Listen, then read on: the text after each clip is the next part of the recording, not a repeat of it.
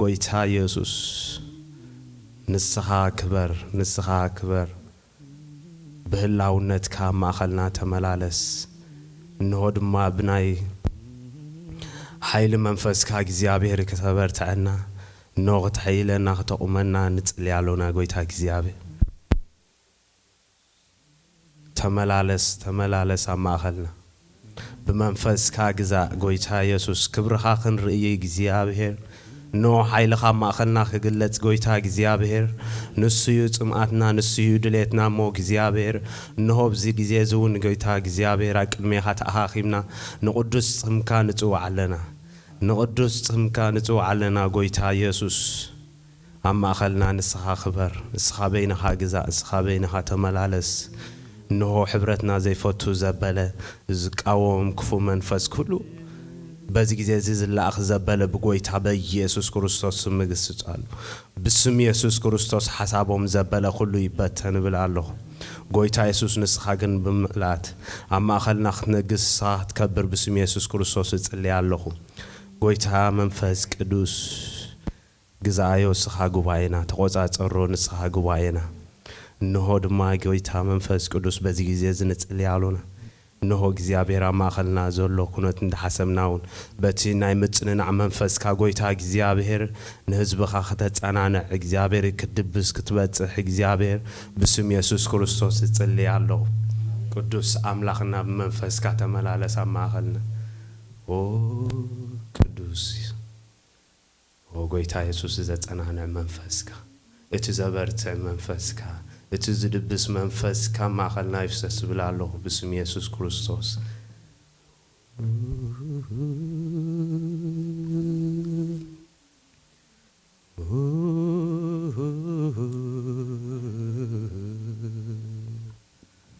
دلي كالونا منفس كدوس نتسمى كالونا بويتا منفس كدوس بلاونت كاتملالس ما خلنا كبرنا بينخا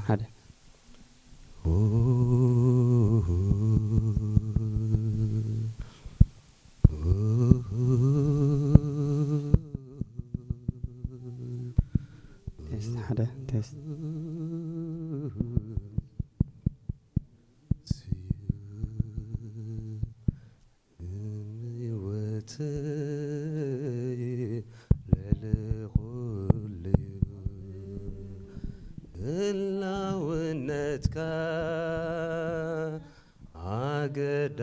أقداسيو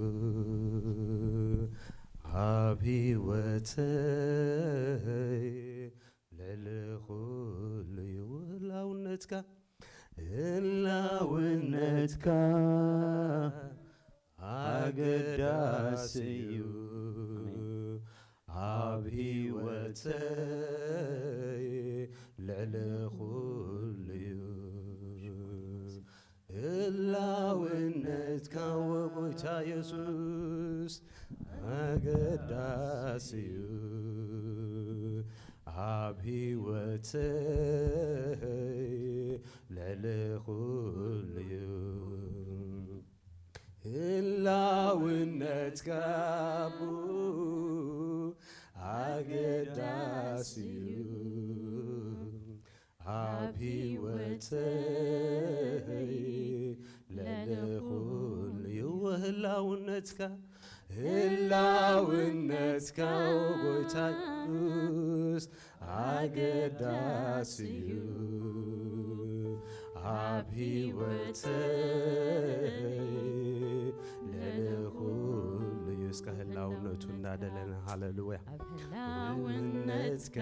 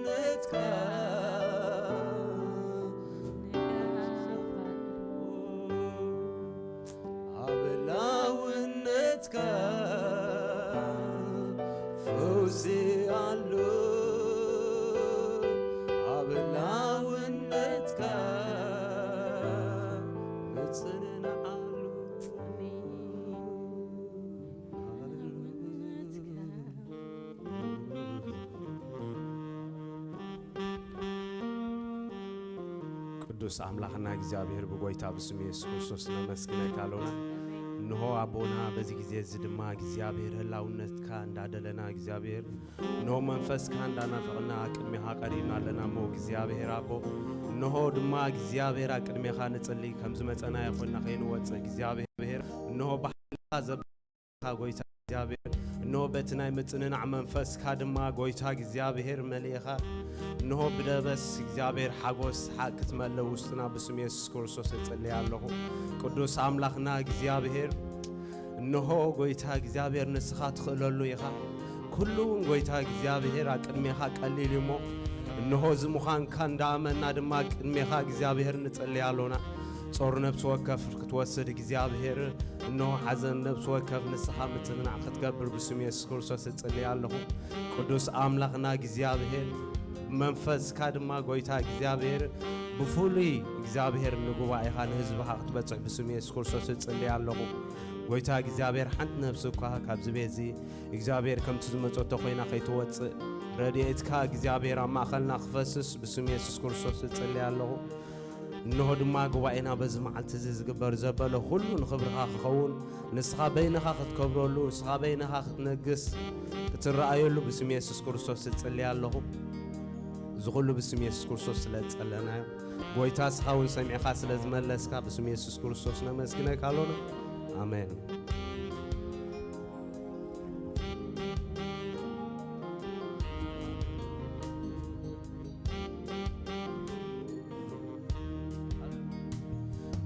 حالفكو قدنا حليفكا رديكا يا نفسي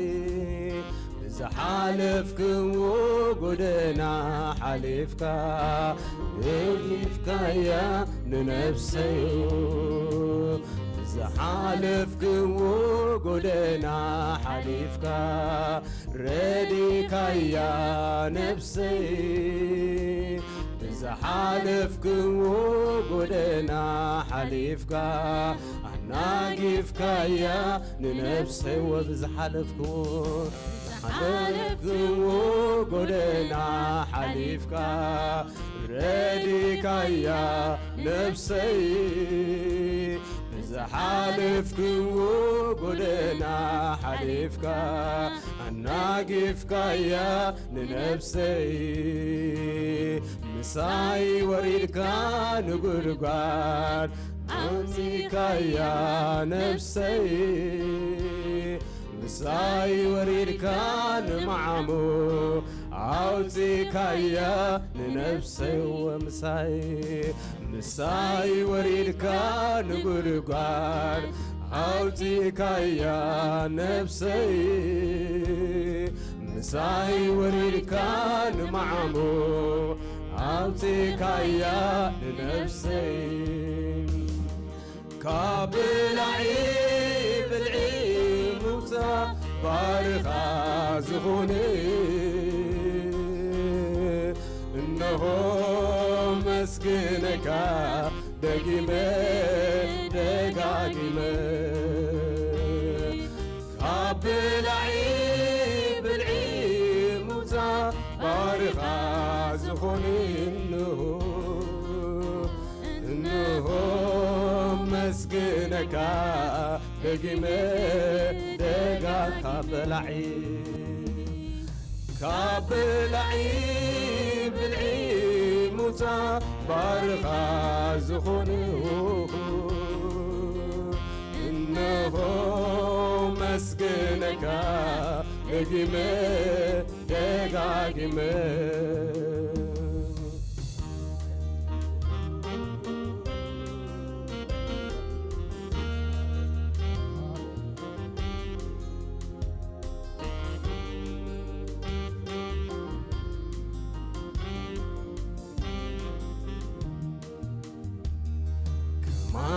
ዝበለ የለ ከምዚ ገይሩ ዝረድ ዝበለ የለን ከምዚ ገይሩ ዝደግ ከማኻ ዝበለ የልቦን ከምዚ ገይሩ ዝረድ ከማኻ ዝበለ የልቦን ከምዚ ገይሩ ዝደግ ይግባንዩ ከመስግነካ እግዚአብሔር ዓይነይ ስለዝኾንካ ይግባንዩ ከመስግነካ ኣምላኸይ ዓይነይ ስለዝኾንካ ይግባንዩ ከመስግነካ እግዚአብሔር ዓይነይ ስለዝኾንካ ይግባንዩ ከመስግነካ ኣምላኸይ ዓይነይ ስለዝኾንካ ተመስገን ጎይታ ተመስገን ተመስገን ኢየሱስ ተመስገን ተመስገን ጎይታ ተመስገን ተባረክ ጎይታ ተባረክ ልዕል በል አቦ ልዕል በል ልዕል በል አቦ ልዕል በል ተመስገን ተመስገን ጎይታ ተመስገን ተመስገን ጎይታ ተመስገን ተባረክ ኢየሱስ ተባረክ ተባረክ ኢየሱስ ተባረክ ልዕል በል አቦ ልዕል በል ልዕል በል አቦ ልዕል በል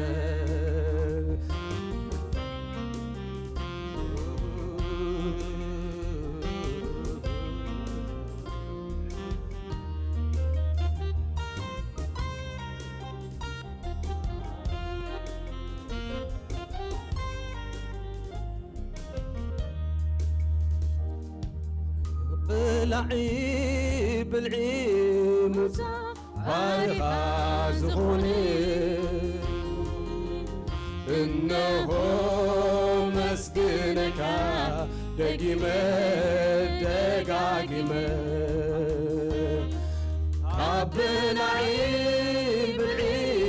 ሙታ ባርኻ ዝኾኑ እነሆ መስግነካ ደጊመ ደጋጊመ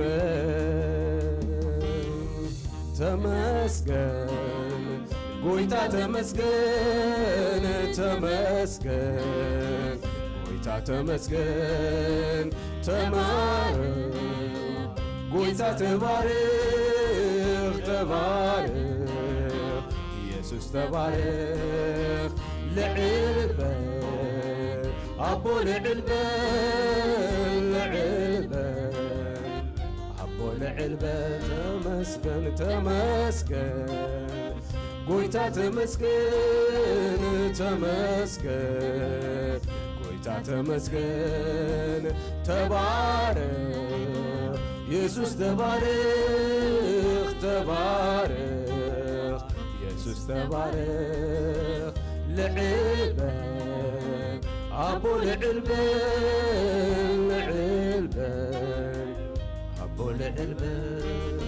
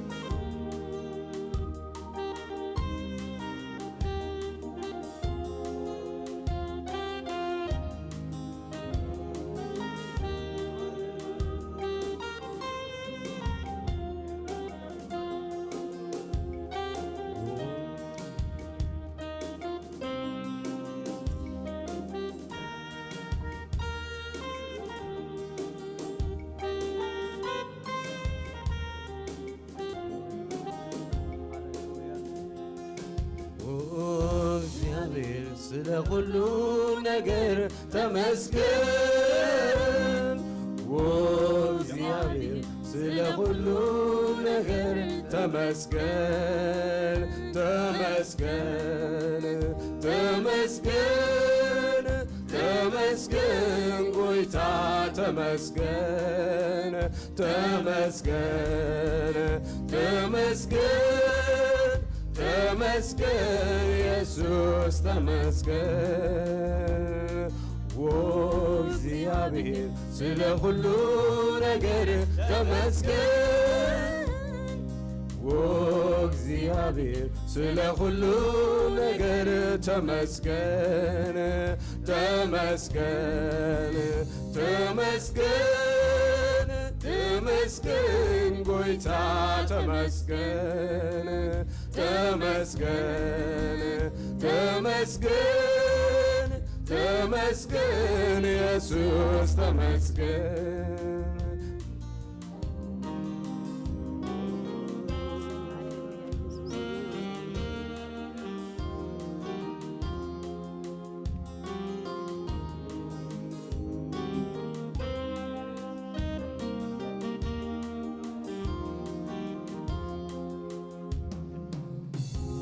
من أنت زيت رأي تمسكن تمسكن تمسكن نفاس وانت زي نفس تمسكن تمسكن تمسكن نزغودا قدي كما غيركا مايكم تملو አይትነብሉኒ ወብሩኽ አቦ ነዝጎዳ ጉዳይ ከመገርካ አይክም ትመሉ አይትነብሉኒ ወብሩኽ አቦ ለመናት ዘይተራይ ተመስገን ተመስገን ተመስገን ነፋስ ወንተ ዘይነፈሰ ተመስገን ተመስገን ተመስገን ነዝጎዳ ጉዳይ ከመጌርካ አይክም ትመሉ አይትነበሉኒ ወብሩኽ አቦ ጉዳይ ከመጌርካ አይክም ትምሉ አይትነበሉኒ ወብሩኽ አቦ እግዚአብሔር ስለ ሁሉ ነገር ተመስገን እግዚአብሔር ስለ ሁሉ ነገር ተመስገን ተመስገን ተመስገን ተመስገን ጎይታ ተመስገን ተመስገን ተመስገን ተመስገን ኢየሱስ ተመስገን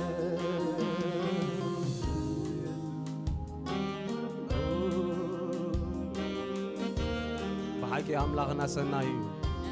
አቅድመ አምላክ ከቢል ዝበሃል ነገር የለንሞ ሕዋተይ እስከ በዚ ጊዜ ዝድማ እቲ ጾር ዝኾነልና ኣይከኣልን እዩ ዝተባሃለ ነገርና አቅድሚ እግዚአብሔር ብምስጋና ክነፍስሶ ኢና ኣብ ምስጋና ዝኸውን ነገር ኣሎ ኣብ ምስጋና ፈውስ ኣሎ ኣብ ምስጋና ምስጋር ኣሎ ኣብ ምስጋና ኸ ምጽንናዕ ኣሎ ሃሌሉያ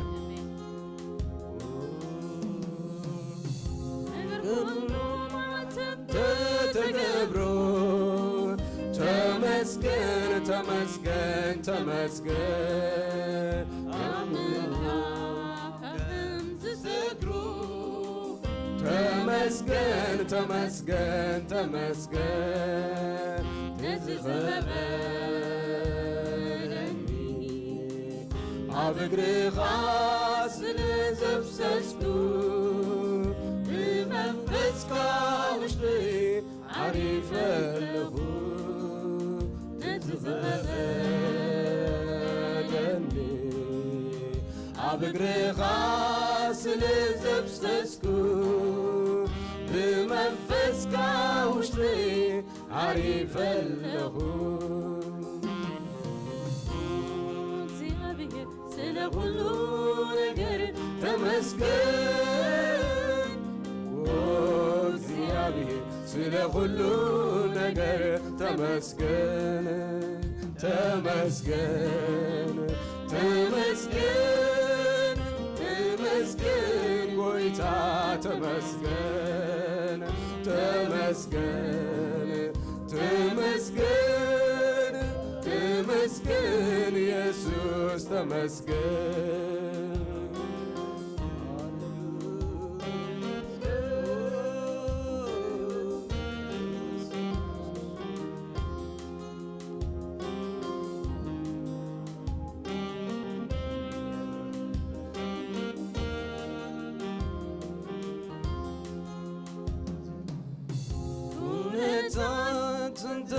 ጸልመት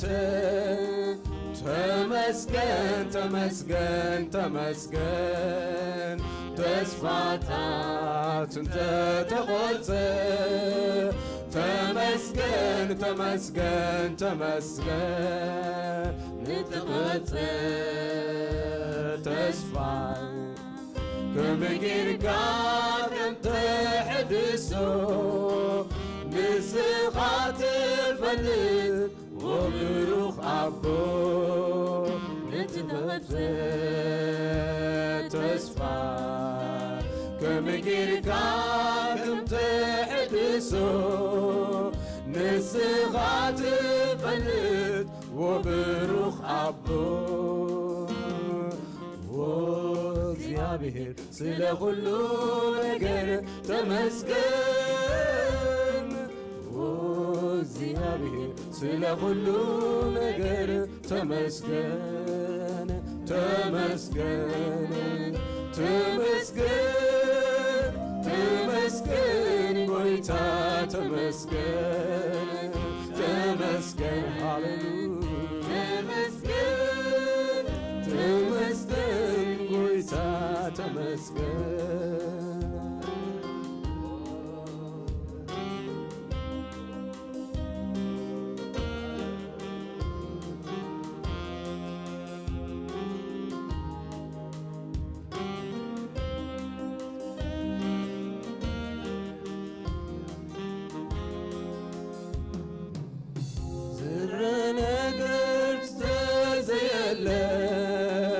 ተመስገን ተመስገን ተመስገን ሁሉ ምድረ በዳ ተመስለ ተመስገን ተመስገን ተመስገን አለ ግንብአኻ ብዕጎስን ክፍሳህኒ ነቲ ዓብይ ስምካ ከመስ ተመስግኖዬ ኣነ ግን ብኣኻ ብሕጉስን ግብሳህኒ ነቲ ዓብይ ስምካ ተመስግኖዬ ወኣነ ግን ብኣኻ ብሕጉስን ግብሳህኒ ነቲ ዓብይ ስምካ ተመስግኖዬ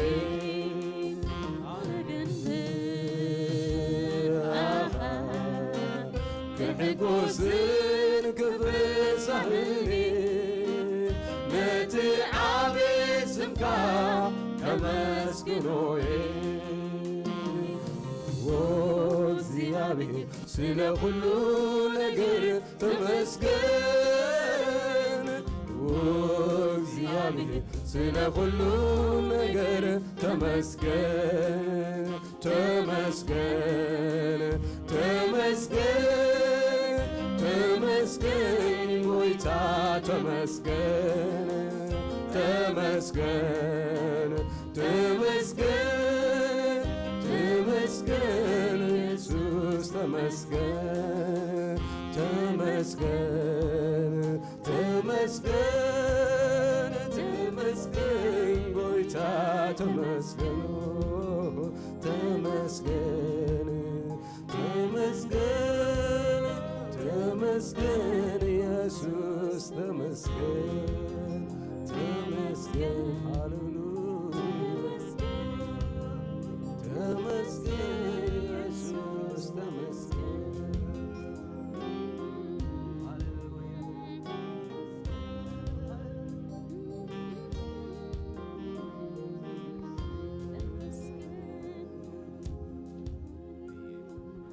ኣምላኽና ንሱ ብሓቂ ዝደለዮ ዝገብር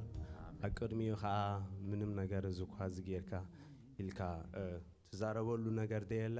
ኩሉ ብኡን ንዕኡን ካብኡን እቲ ዝኾነ እሞ ስለዚ ኣምላኽና ድላዩ ዝገብር ኣምላኽ እዩ ተደልዩ ይተክል ተደልዩ የጽንዕ ተደልዩ እውን ይዕንብብ ስለዚ ድማ እግዚኣብሔር ኣምላኽና ዝተመስገነ ይኹን እስከና ኣምላካ ሕጂ ክነመስግኖ ኢና ሃሌሉያ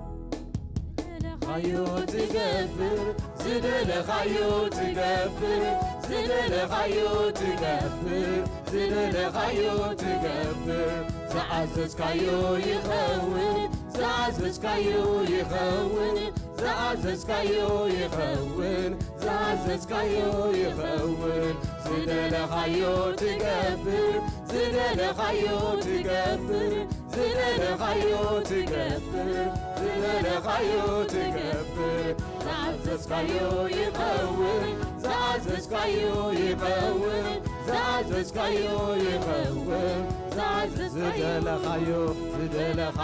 تقبر زدل خيو تقبر زدل خيو تقبر زدل خيو تقبر زعزز كيو يخون زعزز كيو يخون زعزز كيو يخون زعزز كيو يخون من يخون زقبر عيتبز لكا من يخون زسرع عيتسرع زبلكا من يخون زقبر عيتبز لكا من يخون زسرع عيتسرع زبلكا يا كله تقبرو يتكايا كله تقبرو يتكايا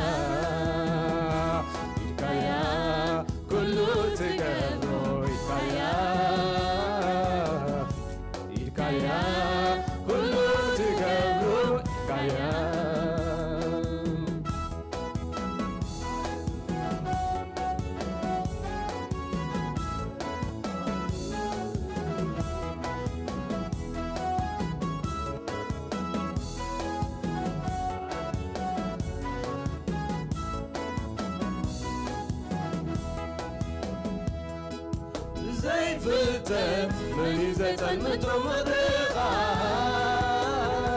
من يخه دميون غاز ما قوتكا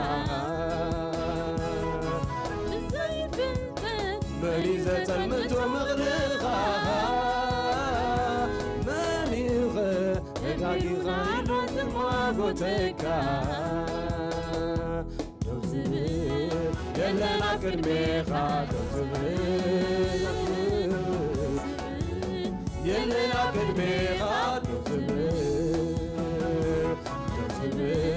يلنا كرميخا دوزبل يلنا كرميخا دوزبل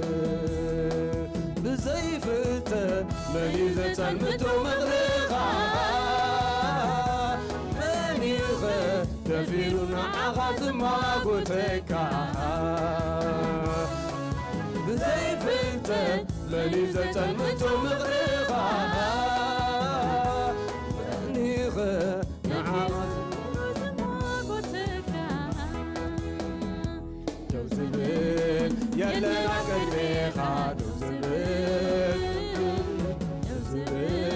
يلنا كرميخا دوزبل يلنا كرميخا دوزبل يلنا كرميخا دوزبل زلال غيو تقبل زلال غيو تقبل زلال غيو تقبل زعزز غيو يغول زعزز غيو يغول زعزز غيو يغول زعزز غيو يغول زلال غيو تقبل زلال غيو تقبل زلال غيو تقبل زلال غيو تقبل زعزز غيو يغول زعزز غيو يغول زعزز غيو يغول زعزز غيو يغول زلال غيو تقبل زلال غيو تقبل زلال غيو تقبل زلال غيو تقبل زعزز غيو يغول زعزز غيو يغول زعزز غيو يغول زعزز غيو يغول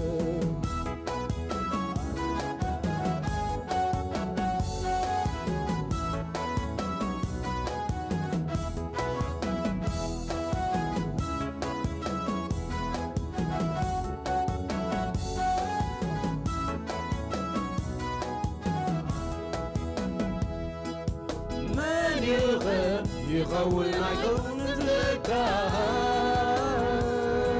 من يغن تقاقي غايل ذر مكاهن يغول عيون ذكاهن تقاقي غايل ذر مكاهن أي تقاقن أي تقاقن يغاقل I take agony,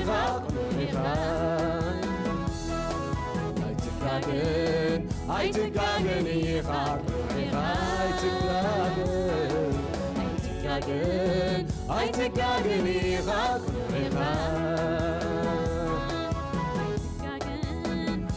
agony,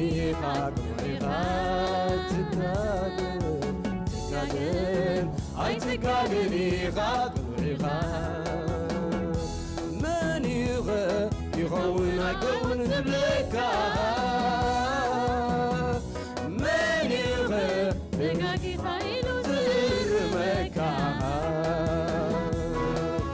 من يغون يقون ذبلكا من دقاقي خايلو زر مكا I take agony, I take agony, I take agony,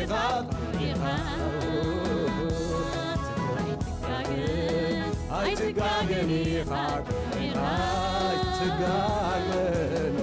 ኣይትጋገን ኣይትጋገን ኢኻ ኣይትጋገን ኣይትጋገን ኢኻ ኣይትጋገን ኣይትጋገን ኢኻ ኢኻ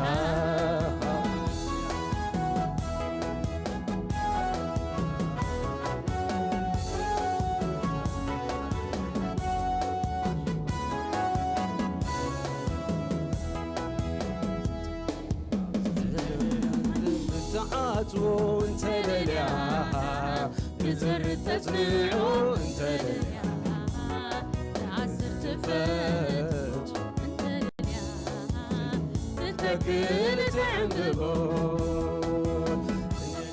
تخف تعاتو انت للياها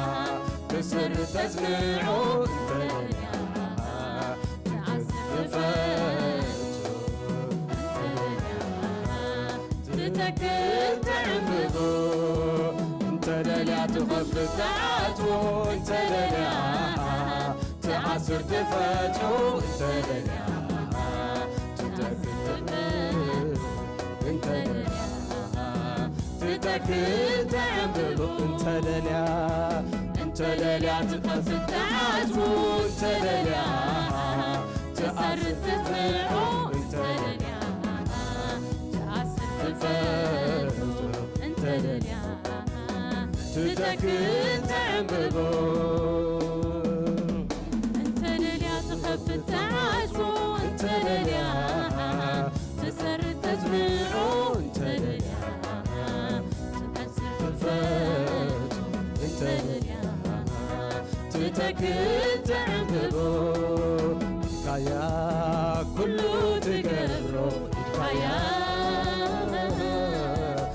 كايا كله تقرو كايا كايا كايا كله تقرو كايا كايا كله تقرو كايا كايا كله تقرو كايا كايا كايا كله تقرو كايا كايا كله تقرو كايا كايا كله تقرو كايا كايا كله تقرو كايا كايا كله تقرو كايا انت لليا تخف تعاتو انت لليا تسر تزرعو انت لليا تعسر تفاتو انت لليا تتكل تعمبو انت لليا تخف تعاتو انت لليا تسر تزرعو انت لليا تعسر تفاتو انت لليا تتكل تعمبو انت لليا تخف تعاتو انت لليا تسر تزرعو انت لليا تفاتو انت لليا تتكل تعمبو إدكايا كله تقرو إدكايا إدكايا كله تقرو إدكايا إدكايا إدكايا كله تقرو إدكايا إدكايا إدكايا كله تقرو إدكايا إدكايا كله تقرو إدكايا إدكايا كله تقرو إدكايا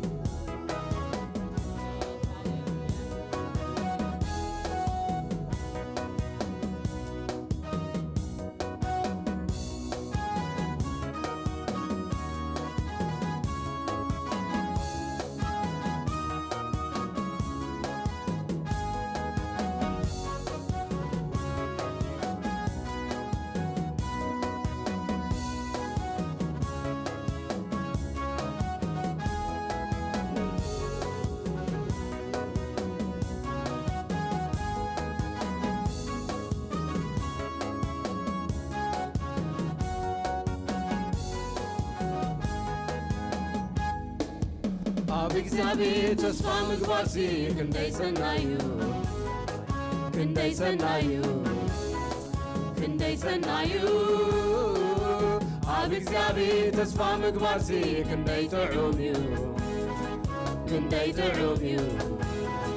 ክንደይ ጥዑም እዩ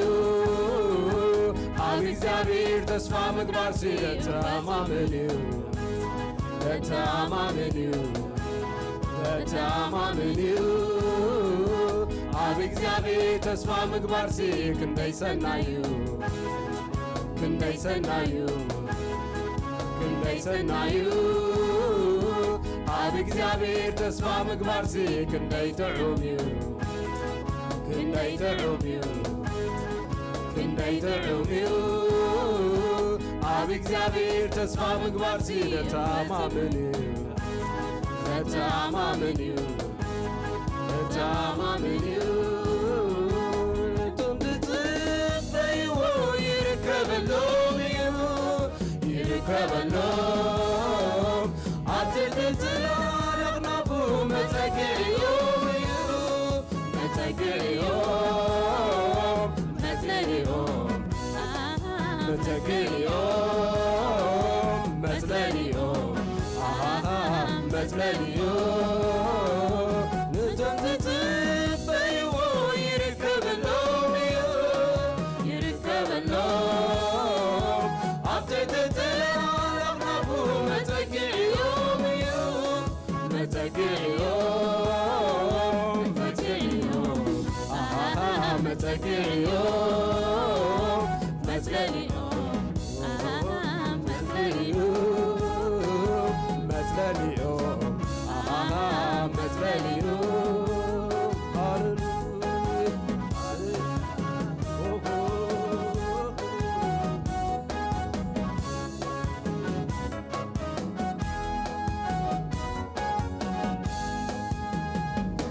ክለተይ ደርብዬ ይውክለካ ኣለኹ ኣምላኸይ ይብለካ ይመነካ ኣለኹ ክለተይ ደርብዬ ይውክለካ ኣለኹ ኣምላኸይ ይብለካ ይመነካ ኣለኹ ኣባኻ ተስፋ ዝገበረ ኩሎም ኣይሓፈሩ ኣባኻ ተስፋ ዝገበረ ኩሎም ኣይከሰሩ ኣነ እውን ተማሚነ ናኻ ኣምላኸይ ኣምላኸይ ይብለካ ኣነ እውን ተማሚነ ናኻ ኣምላኸይ ኣምላኸይ ይብለካ ኣባኻ ተስፋ ዝገበረ ኩሎም ኣይሓሰሩ ኣባኻ ተስፋ ዝገበረ ኩሎም ኣይከሰሩ ኣነ እውን ተማሚነ ናኻ ኣምላኸይ ኣምላኸይ ይብለካ ኣነ እውን ተማሚነ ናኻ ኣምላኸይ ኣምላኸይ ይብለካ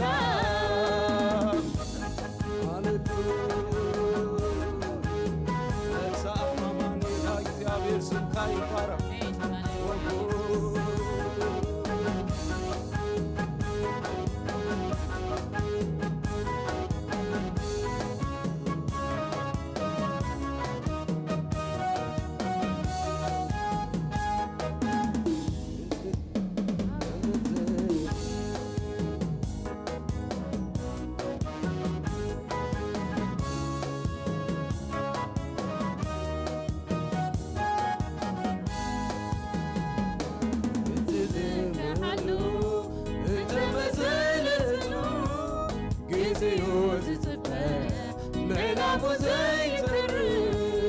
ልበይ ከይሰግእ ተስፋ ዝገብረሉ ኣምላኸይ ተራዩ ዝተኣመነሉ ኣባኻ ተስፋ ዝገበረ ኩሎም ኣይከፍሩ ኣባኻ ተስፋ ዝገበረ ኩሎም ኣይከሰሩ ኣነ እውን ተማሚነ ናኻ ኣምላኸይ ኣምላኸይ ይብለካ ኣነ እውን ተማሚነ ናኻ ኣምላኸይ ኣምላኸይ ይብለካ ኣባኻ ተስፋ ዝገበረ ኩሎም ኣይሓፈሩ أباخا تسفى زقبر كلهم أيكسروا أنا وانت أمامي نناخا أملاغي بك أنا وانت أمامي نباخا أملاغي بك بكتابير تسمع مقبارسي كندي سنايو كندي سنايو كندي سنايو أبي كتابير تسمع مقبارسي كندي تعوميو كندي تعوميو كندي تعوميو أبي كتابير تسمع مقبارسي كندي تبغيو كندي تبغيو أبي كتابير تسمع مقبارسي تتعاملنيو تتعاملنيو تتعاملنيو بيو يركب اللوم يركب اللوم عتدت الأغنافو متكي يوم متكي يوم متكي يوم متكي يوم مثلني يوم مثلني يوم متكي يوم متكي يوم مثلني يوم مثلني يوم معرفي يوم ويتا يسوس يباركم أبزلنا يا خلق المدينة نارتي زغط البروغرام نحن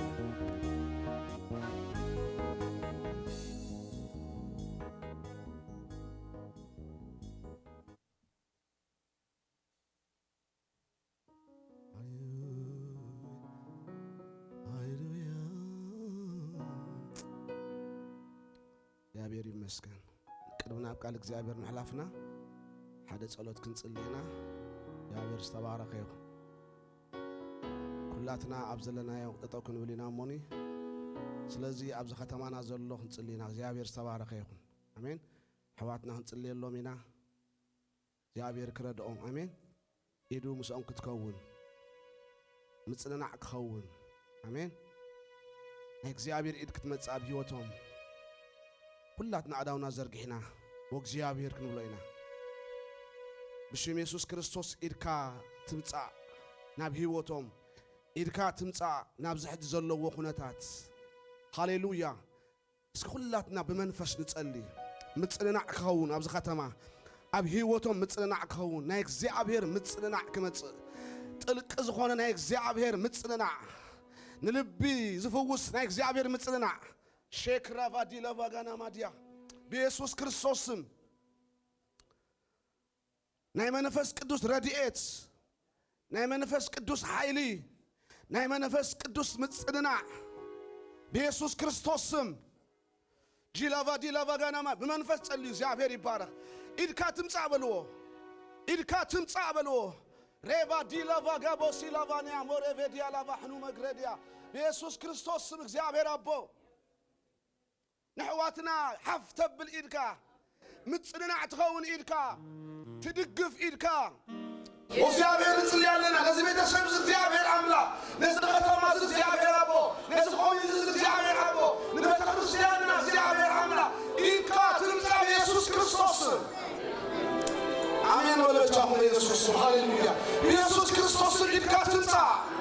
بيسوس كريستوس إيدكا تنمسا وصلى لبديا منفس ليش كتابين مسكين عيون زيابير زرش منفس زدكف منفس وهاليلويا ريلا فادا لافا غانا فادي لبيغلو بديا نعا قويتا منفس قدوس نعنا بيتهم نعنا بهيوتهم نعنا بنبرهم نعا حلف እግዚአብሔር نصلي علينا متصلنا يكون እግዚአብሔር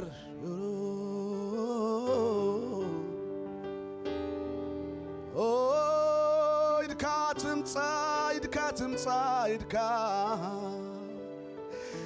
إدكا تمصا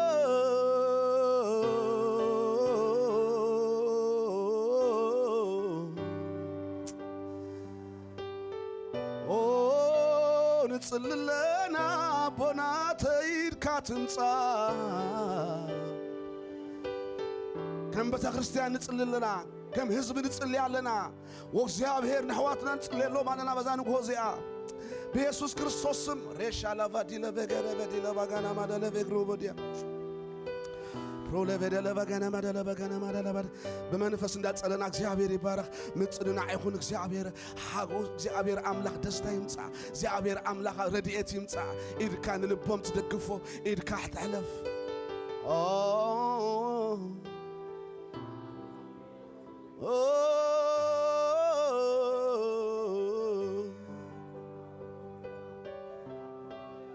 نحزنات مصنع تخل نشكرات مردع تخل أملاخي نزود قوم العال تخل أملاخي نتصل لنا الربادي لبر لبر لبر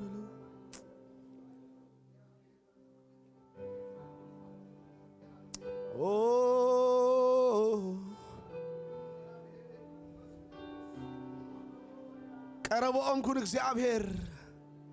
قربهم نع እግዚአብሔር نلبهم دغف እግዚአብሔር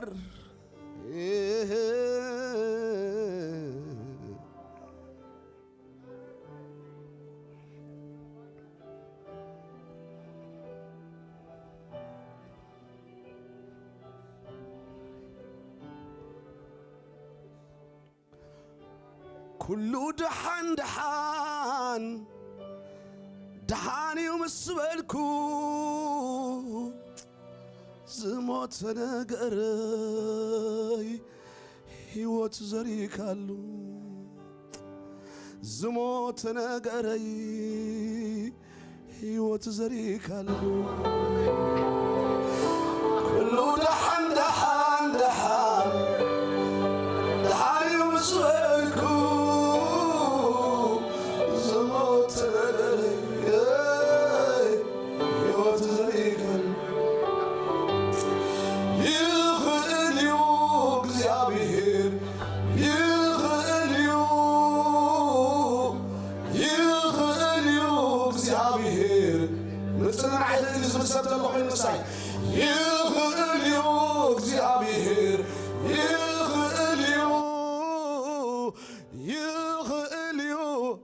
أملاخي يغليو كم زي حلف يلن زونك حلفيو ጭንቕ አይበልኪ ሓፍተይ እግዚአብሔር ቀረባዩ ጭንቕ አይበልኪ ሓወይ አምላካ ቀረባዩ ከም ዘይሓልፍ የለን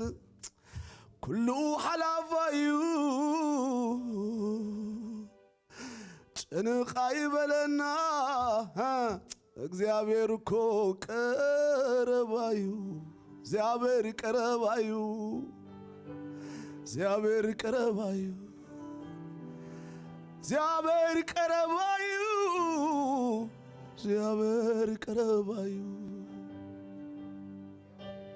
እግዚአብሔር ቀረባዩ እግዚአብሔር ቀረባዩ ራቫዲሌ ቬጂና ማላላቫዲነ ሜግሎሮቬሲያ ፕሮቬግላ እግዚአብሔር አቦ ኣብዚ ከተማ ዘሎ ናይ ጸልማት መንፈስ ኣብዚ ከተማ ዘሎ ቀታሊ መንፈስ ኣብዚ ከተማ ዘሎ ሓራዲ መንፈስ ኣብዚ ከተማ ዘሎ ናይ ሰይጣን ዝፋን ሎሚ ንግሆ ብሽም ኢየሱስ ክርስቶስ ክወድቕ ንጽልይ ኣለና በኢየሱስ ክርስቶስ ስም ይውደቕ نزا ختما زي أزحاز ناي موت منفس ناي قتلة منفس حراد منفس سراق منفس منطال منفس لو ما تسمع معنا كم بتخرستان نصلي علينا بيسوس كريستوس سمي ودق زفان زقبر بزا ختما زي كمن تلي زبالة منفس اسكي ما نايدكم هابوني بيسوس سمي ودق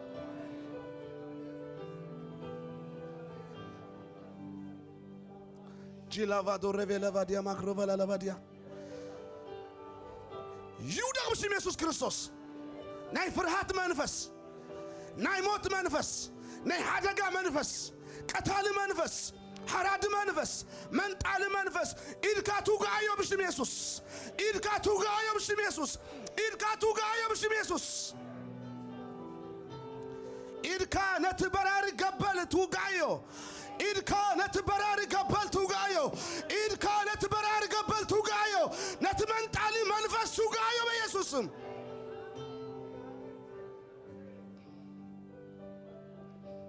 ناي صلمات كيدان ناي تصلمات مخري ناي تصلمات السرارحة ناي تصلمات أجندة ناي تصلمات حنصات ناي تصلمات بلان بنازريتو بقويتا بيسوسم لو منقو كم حزب تسمع معنا نفرس لنا يفرس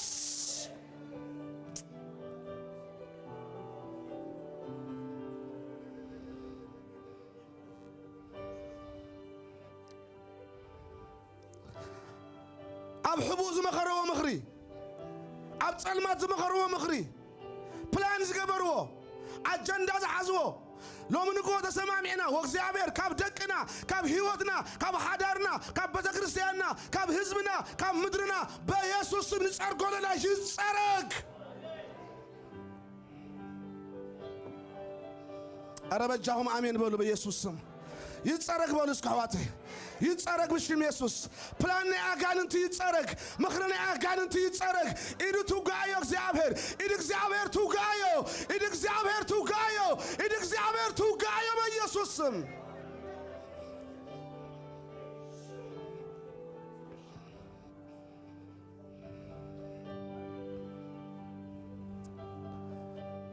هاليلويا سماياتنا يتصرق سماياتنا يتصرى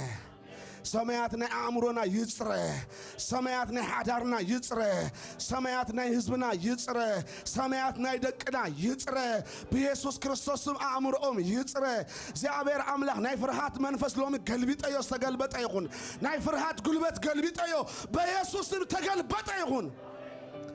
نهزب أملاح بفرحات برعدك حزوة منفس بيسوس قلبي تايو استقلبت أيقون بشم يسوس جيلافا لافا بوريفيليفيديا أتموسفيرنا بناي منفس كحيل بناي دم كحيل نجزء لنا آيراتنا نجزء لنا آيرات دكنا نجزء لنا آيرات حدارنا نجزء لنا آيرات مؤمننا نجزء لنا بيسوس كريستوس بدم يسوس نجزء لنا እግዚአብሔር كبر كلنا عخا يكون بيسوس كريستوس ياوشم እግዚአብሔር يبارككم أبزلنا هنقمتنا متحف قدوس كزارب كله خمزيل الله بسترفس حواته بقويتان بتصنعات حيلون انتا يقبروا برتعو امين بقويتان بمنتين بتصنعات حيلون بمنفسو تا يقبروا برتعو الى الله እግዚአብሔር يمسكن ابقال እግዚአብሔር حلفنا حوينا بزخ صوا يخبرن እግዚአብሔር يخون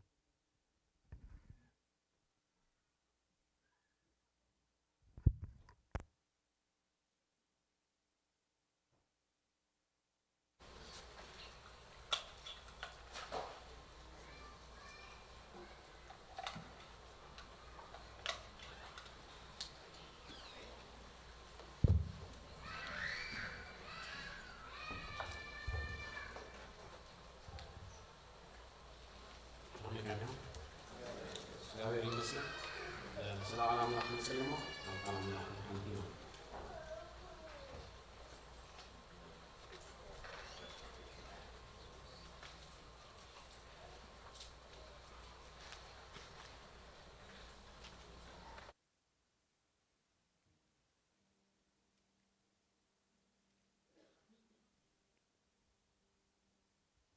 ቅዱስ እግዚአብሔር አምላክና ነመስግነካለና መንፈስ ካም አከልና ስለዝኾነ ሽምካን ባርኽ ዘስተምር ጽቡቕ መንፈስ ካብካዮም ተባሂሉ ተጻሒፉሎ ዘስተምር ጽቡቕ መንፈስ ካም ሰና ስለዘሎ ነመስግነካለና ዘስተምር ጽቡቕ መንፈስ ካ ኩሉ ግዜ ስለዝመርሐና ነመስግነካለና ኩሉ ግዜ ስለዝምዕደና ኩሉ ግዜ ስለዝተንሳአና ኩሉ ግዜ ንላዕሊ ስለዘብለና ብጎይታ በኢየሱስ ክርስቶስ ጉባኤና ንዓኻ ሓሊፍና ንበካ ብሽም ኢየሱስ ክርስቶስ አሜን እግዚአብሔር ይመስገን بزعبا كابز إفيسون معرف شدشته كان بيه زعبا منفساوي وجه زبل إشتي حساب كندرين أملاخي مسكن انتهي بلنا بزترفس يلو يجمر ويل مصحف إفيسون صحف كله كم جمرتا بزعبا مقمات ويكا بزعبا بتي نا እግዚአብሔር ንቤተ ክርስቲያን አበይናይ ከም ዘቀመጣ ኢሉ ይዝጅምር حكي معرف هذا سبيشال خاب ቁጥር 3 እንድሕር ዳርኢና እንታይ ብለና بكل منفسه وبركات اب سمايات زبارخنا املخنا بغيتنا يسوع ክርስቶስ ብሩክ ይሁን ይብል حكي እግዚአብሔር ይመስገን ስለዚህ እግዚአብሔር بكل منفسه وبركات ባሪኹ ንቤተ ክርስቲያን አምታ ያቀሚጥዋ ኣብትና እግዚአብሔር ኣብትና يسوع ክርስቶስ የማን አው ቀሚጥዋ ማለት እዩ ድሓር معرف 4 ከም ዚልዎም አነ ብእሱ ረብ ጎይታ نتصوعكم ولتصوع بقعتكم كم كتمالالسوا انتي قبروكم الله معدوكم الله زين معرف شديش تقطر 10 شو انتي بزعبا وق يجمر مالتي እግዚአብሔር ይመስገን እትናይ ተወቅ ዕላማ አው ተቀይሶ ወላ አብ ተቁጥሪ 10 10 ተخلተ ከምዚ ኢሉ ንሁሉ መሰስለጥኩም ድማ ኢሉ ንሁሉ መሰስለጥኩም ደው ኢልኩም መቋም እንታን ክትቆሉ ይብል ስለዚህ ዕላማ እንታይ ምባሊ ደው ምባሊ እግዚአብሔር ይመስገን ምክንያቱ ጸላይ ሁሉ ጊዜ እንታይ ዝገብር ሁሉ ጊዜ ክርዳድ ይዘርዩ ማለት እዩ كل زخانة زبلة نايجزيابير فقاديو إلكا مقبل مصحف قدساوي أيقونن صلاة صدو نجارات بزح نجار اللوي كلام الله كم زيلو مدرن ملأتان نايمن يلو نايجزيابير يلو حكي كله أم مدرز الله نايجزيابير أيقونن زبدلو أستوعبنا لنا مدرن نايمتين ملأتان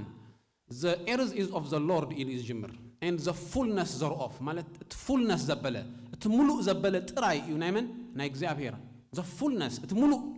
مدرن ملأت زبلن ينا እግዚአብሔር ردانا له كل ነገር አይኮነና እግዚአብሔር ምክንያቱ ከምዚ ሉ ሮሜ ምዕራፍ 10 ተخلተ እቲ ናይ እግዚአብሔር ብዛዕባ ፍቃድ አምላኽ ክዛረብ ከሎ እቲ ሙሉእ ዝኾነ ፍቃድ አምላኽ እንታይ ምዃኑ እንታን ክትፈልጡ ኢሉ ናይ እግዚአብሔር ፍቃድ እንታይ ሙሉእ እዩ ሙሉእ ዘይኮነ ዘበለ ملأት ዘይኮነ ዘበለ ዘይ ሙሉእ ዘበለ ናይ እግዚአብሔር ሐሳብ ዘይብሉ ዘበለ ናይ እግዚአብሔር ፍቃድ አይኮነን صلاة صدو زبل خلو خد يدخلني ها صلاة زبكا زبل خلو نايك زابير حسابي الكاخد قبل يدخلني ها قال أملا غير نجرناني صلاة زرع زبل خلو ويكا صلاة صدو زبل خلو مستفقد أملا زي كون زبل جن دويلكم كتقام ويلو سلازي إفسام عرف شد شان تايلو سلازي بزترفسيلو ويل كل نجر بزترفس من تاي تبايلو مهنيات زابير مجمرتا أبتناي حساب أملا خد بيت كريستيان أقميت واي بتني حسب أملاك كتمالا لسكاب معرف 4 تقاني إفيسون كاتقيسلو زين بزترفه مالتي دحرز كله مستقبره دايلو بزترفس بقويتان بصنعات حيلو انتي قبوريلو برتعيلو እግዚአብሔር ይመስገን بقويتان بصنعات حيلو برتعيلو منفساو برتع منفساو حيلي يوزدلي مالتي منفساو دخامي يتشجر امبر ناي እግዚአብሔር حساب ስለዝላወጥ አይኮነን ناي እግዚአብሔር ኢድ ሎሚ ተዘርጋሕ ጽባሕ ትምለስ አይኮነትን دايدا مدرن ملأتان እግዚአብሔር ንመን ይቦይ نسب يبوي እግዚአብሔር ይመስገን أب مدري أزازكمو أب سمايات أنت يخونيلو يفتح له حقيقة أب سماي استفتح يكون أب زمدري أب زمدري خوينو استجبره أب زمدري استفتح أب زمدري استأسرن يفتحني السرن مالتي أبي أبتنفسه وعلم እግዚአብሔር ይመስገን سلاز مدري نماني توهايبو نعنا يتوهايبو እግዚአብሔር ይመስገን أب مدري زخون زبل نجار كله حسب أملاخ أيكون أنت إذا حسب أملاخ زبل خنجبرجنا بكم بيت كريستيان إز أجندة توهايبنا እግዚአብሔር ይመስገን نسام الأتو يأيلو عرف حد قصر إسرائيل في صن حكيده نسان تيا ملأتي يعني مني بزعبة محبر أملاخ مالتي مهنياتو كم زيلو قبل على كل حلق الناس سلطانات جزات سلمات انتاي مسجبرة مسقمتها نتحلف زلوا حيل أملاخ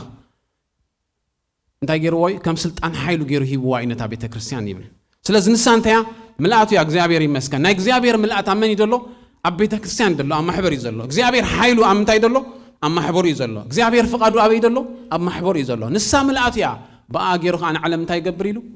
يملأ እግዚአብሔር ይመስገን ስለዚህ በአገሩ ዝመልአሉ መልአቱ እግዚአብሔር ሰርሐሉ መሳርሒ እግዚአብሔር ዝጥቀመሉ መጠቀሚ እግዚአብሔር ዘዓየሉ መዕየይ ማሕበሩ ጥራዩ እግዚአብሔር ይመስገን ስለዚህ ማሕበሩ ከአኒ ሽዑ እንታይ ክትከውን ማለት እዩ ደው ክትብል ኩሉ ነት ናይ ጸላ ዘበለ ክትቃወም ግና ብሓይሊ ክትብርትዕ ከም ዘለዋ ይነግረና ማለት እዩ እግዚአብሔር ይመስገን ሓይሊ ብጣዕሚ ወሳኒ ኣብ መንፈሳዊ ነገር ሓይሊ ተዘይኮይኑ ስነመጎት ወይ ከዓ ሎጂክ ኣይሰርሕን እዩ ኣስተውዕልኩም ኣለኹም ጎይታ ሓደ ግዜ ክመላለስ ከሎ እታ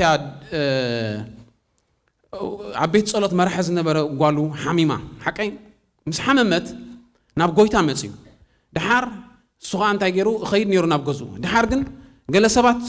ሎጂካሊ ጽቡቕ ዘረባ ዝመስል ንጎይታስ ንምንታይ ያድከመ ንምንታይ ዘድክሞ ዝብል ሓሳብ ኣምጽየምሉ እንተ ዳሪእናዮ ግን ናይ ጸላእ ሓሳብ እዩ እምነቱ ከም ዝተተንከፈ ግን ጎይታ ብመንፈስ ስለ ዝረአዮ እንታይ ኢልዎ እመን እምበር ኣይትፍራሕ ኢልዎ ኣምላኽ ይመስገን the devil is after faith ጸላኢ ንእምነትካ እዩ ክሃርም ዝፍትን ጸላኢ ምስ እግዚአብሔር ዘለካ ሕብረት ክሃርም እዩ ዝጽዕር ስለዚ እንታይ ኢልዎ ንመምህር ኣይተድክሞ ጓልካ ኦልሬዲ እንታይ ኮይና ጥዑም ዘረባ ይመስል እዚ እንታይ ያድከሞ ንመምህር ንጎይታ ንምንታይ ያድከመ ሎጂክ እዚ ጎይታ ግን ሓሊፉ ኣብ ምንታይ ርእይዎ ነቲ ሰብኣይ ኣብቲ መንፈሱ ይደክም ከም ዘሎ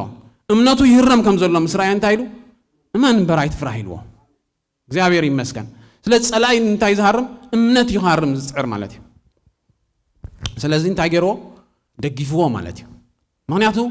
ናይ እግዚአብሔር ሓሳብ ኩሉ ግዜ እንታይ ጸላኢ ዘርኦ ዘበለ ክርዳድ ኩሉ ንምእላ እዩ ጸላኢ ከዓ ኩሉ ግዜ እንታይ ዝዘርእ ክርዳድ ይዘርእ ስለዚ መንፈሳዊ ሓይሊ እዩ ኣብቲ መንፈሳዊ ዓለም ዝሰርሕ ሎጂክ ኣይሰርሕን እዩ ዝርርብ ኣይሰርሕን እዩ ክትራዳዳ ኣይትኽእልኒ ኢኻ ብምንም ተኣምር መንፈሳዊ ሓይሊ ጥራይ ይሰርሕ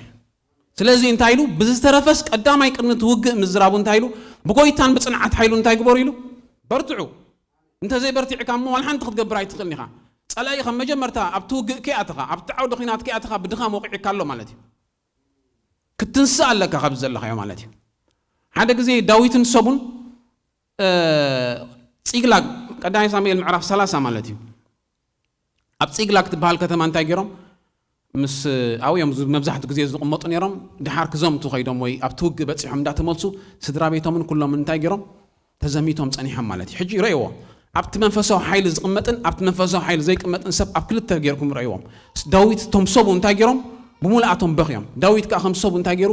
በኽዩ ማለት እዩ ግን ድሕሪኡ ሶም እንታይ ገይሮም ብዳርባ እምኒ ገይሮም ክቐትልዎ ደልዮም እንታይ ማለት እዩ ዳዊት ስትራቴጂክ ጌጋ ስለ ዝገበረ እዩ ናብ ዝኽሉ ውድቀት ኣቲና ማለት እዩ ከምኡ እዮም ዝሓስቡ ማለት እዩ ኖ ጸላኢ እዚ ናይ ጸላእ ሓሳብ እዩ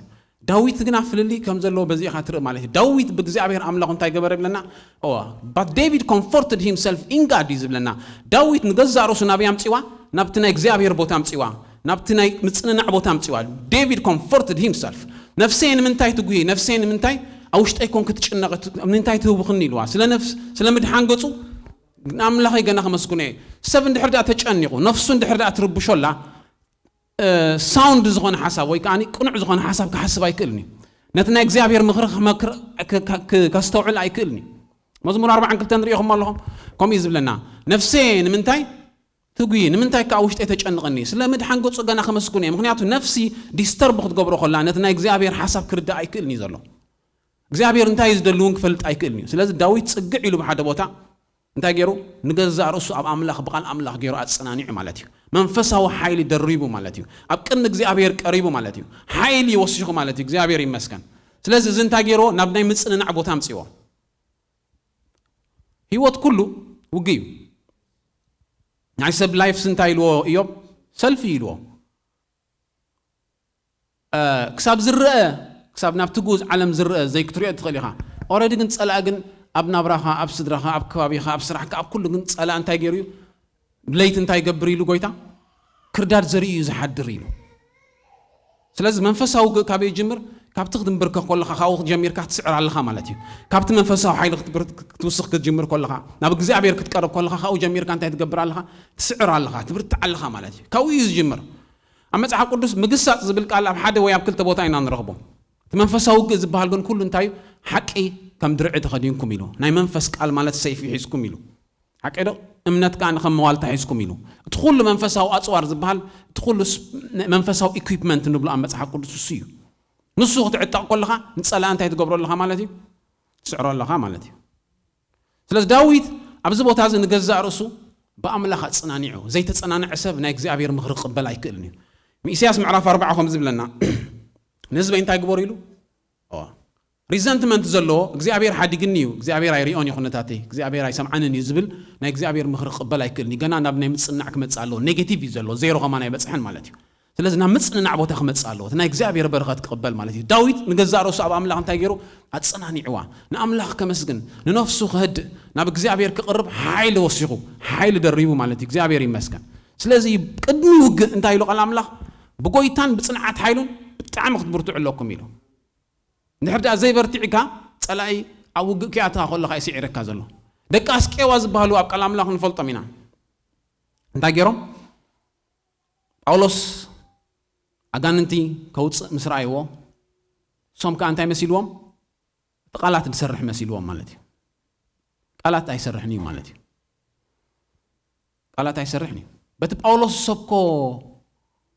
ኢሎም ሶም ከዓ እንታይ ኢልዎም ከዓ ትጋኒን ከዓ ዋ ጳውሎስ ፈልጠ ሉክ ጽቡቕ ገይሩ እዩ ዝፈልጦም ማለት እዩ ጸላኢ እውን መንፈሳዊ ሓይሊ ኣለካን ዘይብልካን ጽቡቕ ገይሩ እዩ ዝግምግመካ ማለት እዩ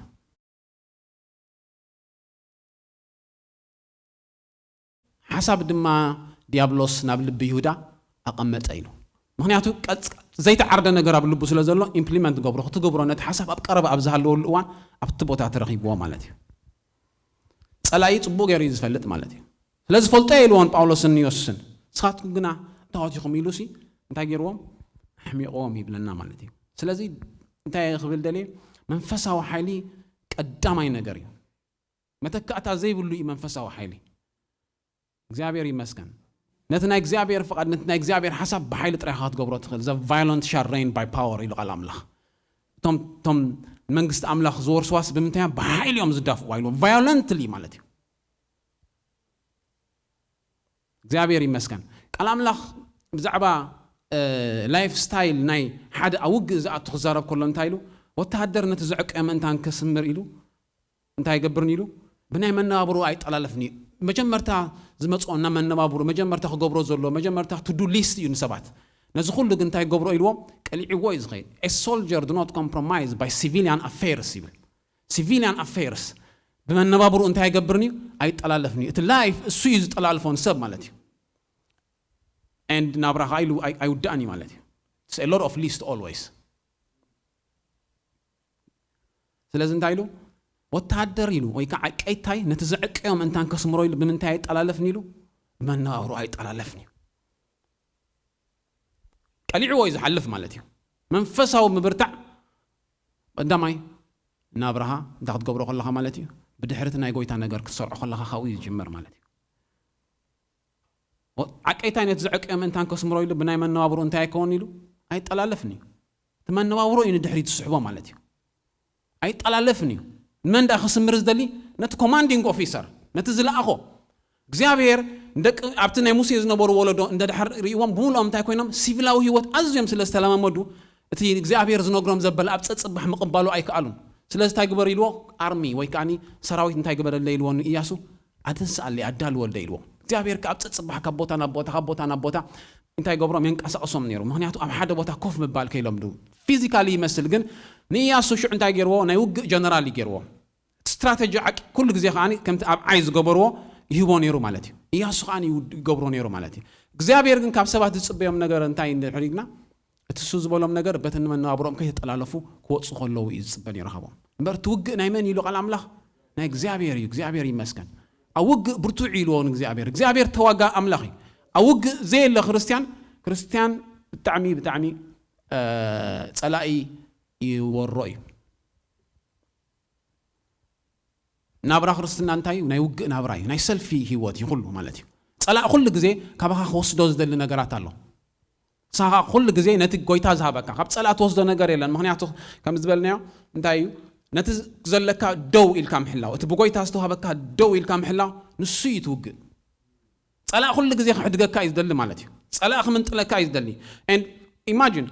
ቃል ኣምላኽ ከም ዝብለና ዲያብሎስ ከም መብረቕ ካብ ሰማይ ክወድቕ ከሎ እንታይ ገበር ኮይሉ ጎይታ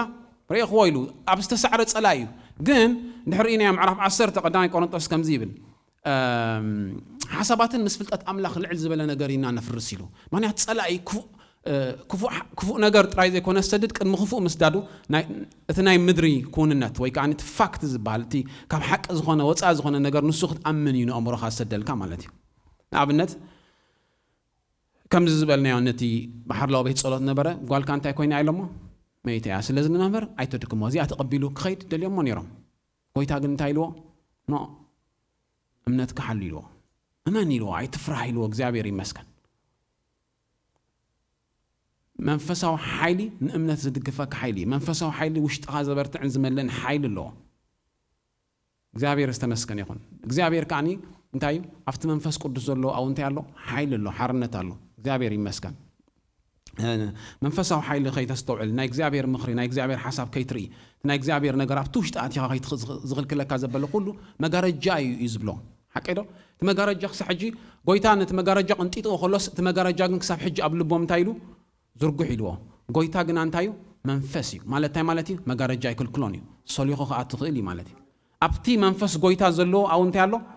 ኣው ሓርነት ኣሎ ንሕና ከዓኒ ብቁልዕ ገጽ ነቲ ክብሪ ጎይታ እንዳርኣናዮ ኢሉ እግዚአብሔር ይመስገን ናብ ጎይታ ክትቀርብ ከለኻ ንእሽተይ ኣቀራርባ ይትቅረብ ኣጸቢቕካ ንቅድሚት ክትስጉም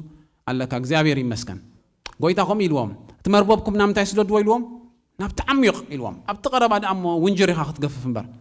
ስለዚ ኣብቲ ዓሚቕ ትኸይድካ ግን እንታይ ገይርዎ 153 ገዘፍቲ ዓሳታት ኣምፅኦም ምክንያቱም ገዘፍቲ ዓሳ ናብቲ ገምገም ገጾም ኣይመፁን እዮም ስለዚ እንታይ ይብለና ጎይታ መንፈስ እዩ ኣብቲ እቲ መንፈስ ጎይታ ዝኾነሉ ዘበለ ቦታ እዩ ዝብል ሮንግ ትራንስሌሽን እቲ መንፈስ እቲ ጎይታ ዘለዎ ዝብል እግዚአብሔር ይመስገን ጎይታ ኣብ ኩሉ ኣሎ ሓቂዶ እግዚአብሔር ኣምንታይ ኣሎ ኣብ ኩሉ ቦታ እዩ ዘሎ ሓይሉ ግና ኣብ ውሕዱ ቦታ እዩ ዘሎ እርዳእና ኣሎ ነፍሲ ወከፍና መንፈስ ቅዱስ ኣብ ውሽጥና ኣሎ ሓቂዶ ብናይ ምድሓን ወንጌል ምስ ኣመንኩም ከዓኒ ብናይ መንፈስ ቅዱስ ማሕተም ተሓተምኩም ኢሉ 1:13 ኤፌሶን ወይ ካ ቅብኣት ካብቲ ቅዱስ ኣለኩም ኢሉ ኣልግባ ቢሉ ምስኡ ግና እንታይ ኢሉ ስለዚ ከዓ በቲ ምጽኣቱ ምእንታን ከይተሓፍሩስ ብምንታይ ንበሩ ኢሉ ብኡኡ ንበሩ እያ ትብል በይናይ በቲ ቅብኣት ዘይምንባር እንታይ ይግብረካ ማለት እዩ በቲ ምጽኣቱ ክትሓፍሪ ዝገብረካ ማለት እዩ እቲ ቅብኣት ኣብ ውሽጥኻ እንዳሃለወ በቲ ቅብኣት ክትነብር ግን እንድሕር ደኣ ዘይክኢልካ እንታይ ኢሉ ቅብኣት ካብቲ ቅዱስ ኣለኩም ኢሉ ስለዚ ንኩሉ ትፈልጥዎ ኢኹም በቲ መዓልቲ ምጽኣቱ ምእንታን ከይተሓፍሩ ግና ብምንታይ ንበሩ ብኡኡ ንበሩ በይናይ በቲ ቅብኣቱ እቲ ቅብኣት ኣክቲቭሊ እንድሕር ደኣ ዘይወስራሕ ኣሎ እስራኤላውያን ሓደ ግዜ ምስ ተሸገሩ እግዚአብሔር ከም ኢልዎም ካብቲ ስብሒ ዝተለዓለ እዩ ኣርዑት እንታይ ድኸውን ኢሉ ስበር because of the anointing ኢሉ the yoke shall be destroyed እቲ ዮክ ዝስበርሲ ስብሒ ዝብል anointing ወይ ከዓኒ ዝፈሰሰ ቅብኣት ማለት እዩ ኣብ ስራሕ ዘሎ መንፈስ ቅዱስ ማለት እዩ ኣብ ሓይሊ ዘሎ መንፈስ ቅዱስ ኣክቲቭሊ ዝሰርሕ ዘሎ ኣብ ውሽጥኻ ምክንያቱ መንፈስ ቅዱስ ኣክቲቭሊ ዘይክሰርሕ ይኽእል እዩ ኩንች ክገብር ይኽእል እዩ 4:30 ኤፌሶን ከምኡ ኢለና ነቲ መዓልቲ ምድሓን ዝተሓተም ኩሉ መንፈስ ቅዱስ ኩንች ኣይትግበርዎ እንታይ ኣይትግበርዎ ኣይተኾርይዎ እንታይ ኣይትግበርዎ ኣይተቆጥዕዎ ኣይተጉሂዎ ኩንች ይኸውን ካብ ስራሕ ወፃኢ ይኸውን ማለት እዩ እግዚአብሔር ይመስገን መንፈስ ቅዱስ ኣብ ስራሕ ክህሉ ከሎ ግና እንታይ እዩ ቅብኣት እዩ እግዚአብሔር ይመስገን ቅብኣት ክንብል ከለና እንታይ ማለት እዩ ኩሉ ግዜ ኣብ ስራሕ ዘሎ መንፈስ ማለት እዩ ኣብ ዕዮ ዘሎ መንፈስ ማለት እዩ ኣብ ዕዮ ዘሎ ጸጋ ማለት እዩ ኣምላኽ ይመስገን ስለዚ ሜን ፕሮብለም እንታይ መንፈሳዊ ድኻም እዩ ማለት እዩ መንፈሳዊ ምብርታዕ እንተሎ ናብ እግዚአብሔር ምቕራብ ተሎ ግን እንታይ መንፈስ ጎይታ ዝኾነሉ ቦታ ኣው እንታይ ኣሎ ኢሉ ሓርነት ኣሎ ንሕና ከዓኒ ብቁልዕ ገጽ እንዳርኣናዮ ኢሉ እግዚአብሔር ይመስገን እዚ ቃል ኣምላኽ ዝኸተንብቦ ከለኻ ብቁልዕ ገጽ ምስሊ ጎይታ ኢኻ ትርኢ እንድሕር ደኣ ጸቢቕካ ኣቲኻ ማለት እዩ እንድሕር ደኣ ጸቢቕካ መንፈስ ቅዱስ ቃል ክሳብ ዝበካ እንድሕር ጸኒሕካ ጎይታ ከምኡ ኢሉ ካብ ሰብ ካብ ኣፍ ኣምላኽ ብዝወፅእ ቃል እምበር ብምንታይ ይነብርኒ ካብ ኣፍ ኣምላኽ ዝወፅእ ዝተገልጸ ቃል እዩ ሓርነት ዝህብ ካብ ኣፍ ኣምላኽ ዝወፀ ዝተገልጸ ሓይሊ ዘለዎ ቃል እዩ ንሰባት እንታይ ዝገብሮም ዘሰጋግሮም ማለት እዩ ኣብ ቤት ኣምላኽ ምምላስ እንድሕር ደኣ ትገብር ኮንካ ቶም ደቅኻ እውን ከምኡ እዮም ምምላስ እዮም ማለት እዩ ትስኻት ተምፅኦ ሰብ እውን ምምፃእ ምኻድ ማለት እዩ ካብ እግዚአብሔር ግና እንታይ ክገብር ኢሉ ኢዮብ ማለት እዩ ኣነ ግና እንታይ ክገብር ኢሉ ንእግዚአብሔር ክርኤ ኢሉ ካብ ኣፉ ከዓ እንታይ ክገብር ኢሉ ሕጊ ክቕበል ኢሉ ካብ ኣፍ ኣምላኽ ሕጊ ምቕባል ማለት እንታይ ማለት እዩ ዝተገልጸ ቃል ማለት እዩ እግዚአብሔር ይመስገን ቃል እምነት ዝተመገበ ፍቱን ኣገልጋሊ ኣምላኽ ጌርካ ርእስኻን ኣምላኽ ከተርኢ እንታይ ግበር ኢሉ ጻዓር ኢሉ ስታዲ እዩ ዝብል ኣጽንዕ ማለት እዩ ጻዓር ዝብል ስታዲ እዩ ዝብል ኣጽንዕ እግዚአብሔር ይመስገን ነቲ ቃል ብትኽክለኛ ክትመቕለለካ ማለት እዩ ብትኽክለኛ ዝመቕለልካ ግን ናይ እግዚአብሔር መንፈስ እዩ እግዚአብሔር ይመስገን 43 መዝሙር ዳዊት ከምኡ ኢሉ ኣሎ ሓቅኻን ብርሃንካን እንታይ ግበር ኢሉ ለኣኽ ንሳተንካ ናበይ ክመርሓን እየን ናብ ቅዱስ መቕደስ ካቢለን ክመርሓን ኢሉ እግዚአብሔር ይመስገን ናብ ቅዱስ መቕደስ ናብቲ ናይ እግዚአብሔር ሓሳብ ዘእትወካ ዝተገልጸ ናይ እግዚአብሔር ቃል እዩ ኣምላኽ ዝተመስገነ ይኹን ስለዚ ንሕና ከዓኒ ብቁልዕ ገጽ ነቲ ምስሊ ጎይታ እናርኣናዮ ካብ መንፈስ ጎይታ ኢሉ ካብ ክብሪ ናብ ክብሪ ንሰጋገር ኢሉ እግዚአብሔር ይመስገን ካብ ክብሪ ናብ ክብሪ ዘሰጋግረካ መንፈስ ቅዱስ ጥራይ እዩ መንፈስ ሓይሊ እግዚአብሔር ይመስገን ምዕራፍ 10 ሓደ ኢሳያስ ኮም ይብለና ሓደ ካብትና እግዚአብሔር ኣብቲ ትኽሩት ጉንዲ እሰይሲ ሓደ ጠጥዖ ጭብጭብ ኢሉ ኣብ ርእሲኡ ኻ መንፈስ እንታይ ክመጽ ኢልዎ መንፈስ እግዚአብሔር ሸውዓተ መናፍስት ኣምላኽ ክጠቅስ ከሎ ሓደ ካብኦም እንታይ ኢሎ መንፈስ ሓይሊ ኢሉ መንፈስ ቅዱስ ናባኻ ክወርድ ከሎ ሓይሊ ዝገብር ማለት እዩ እቲ ስንፍንፍ ዝብለካ ዝነበረ ከም ብሓድሽ ህይወት ዘርኢ ሽዑ እንታይ ኻ ትኸውን ሓፊኻ ትብል ማለት እዩ እግዚአብሔር ይመስገን መንፈስ ሓይሊ እዩ እግዚአብሔር መንፈስ ቅዱስ መንፈስ ሓይሊ እዩ ሓይሊ ዝህበካ ነቲ ኩሉ ሸለሊልካ ተሓልፎ ዝነበርካ ቃል ነቲ ኩሉ ሸለሊልካ ተሓልፎ ዝነበርካ ኣገልግሎትን ህይወትን ኩሉ ከም ብሓድሽ ህይወት ዘርኢ ዝህበካ እግዚአብሔር ይመስገን ህይወት መሃብ ማለት እዩ ሪቫይቫል ማለት ሓቀይዶ ካብ መዝሙር 86 ኢና ምጽና ያጥቃል እንታይ ዝብለና ከም ብሓድሽ ዶ ህይወት ኣይክትበናን ይኻይል ወይ ካን ሰብ ፊልጵ ኢልዎም ከም ብሓድሽ ካልእ ህይወት ስለ ዝረኸብኩም ሲ ብዛዕባ ክትሓስቡ እዚ ውህበት እዚ ከዓ ክትቡኒ ኢልዎም ጳውሎስ እግዚአብሔር ይመስገን ህይወት ዝህብ ዘበለ እንታይ መንፈስ ሓይሊ ህይወት ዝህብ ዘበለ መንፈስ ቅዱስ እዩ እቲ ኩሉ ህይወትን ትርጉምን ሲኢኑ ዝጸንሕ መንፈሳዊ ነገራት ጠውሊጉ ዝነበረ ወይ ድማ ህይወት ሲኢኑ ዝጸንሕ ህይወት ክህቦ ዝኽእል መን እዩ መንፈስ እግዚአብሔር ጥራይ እዩ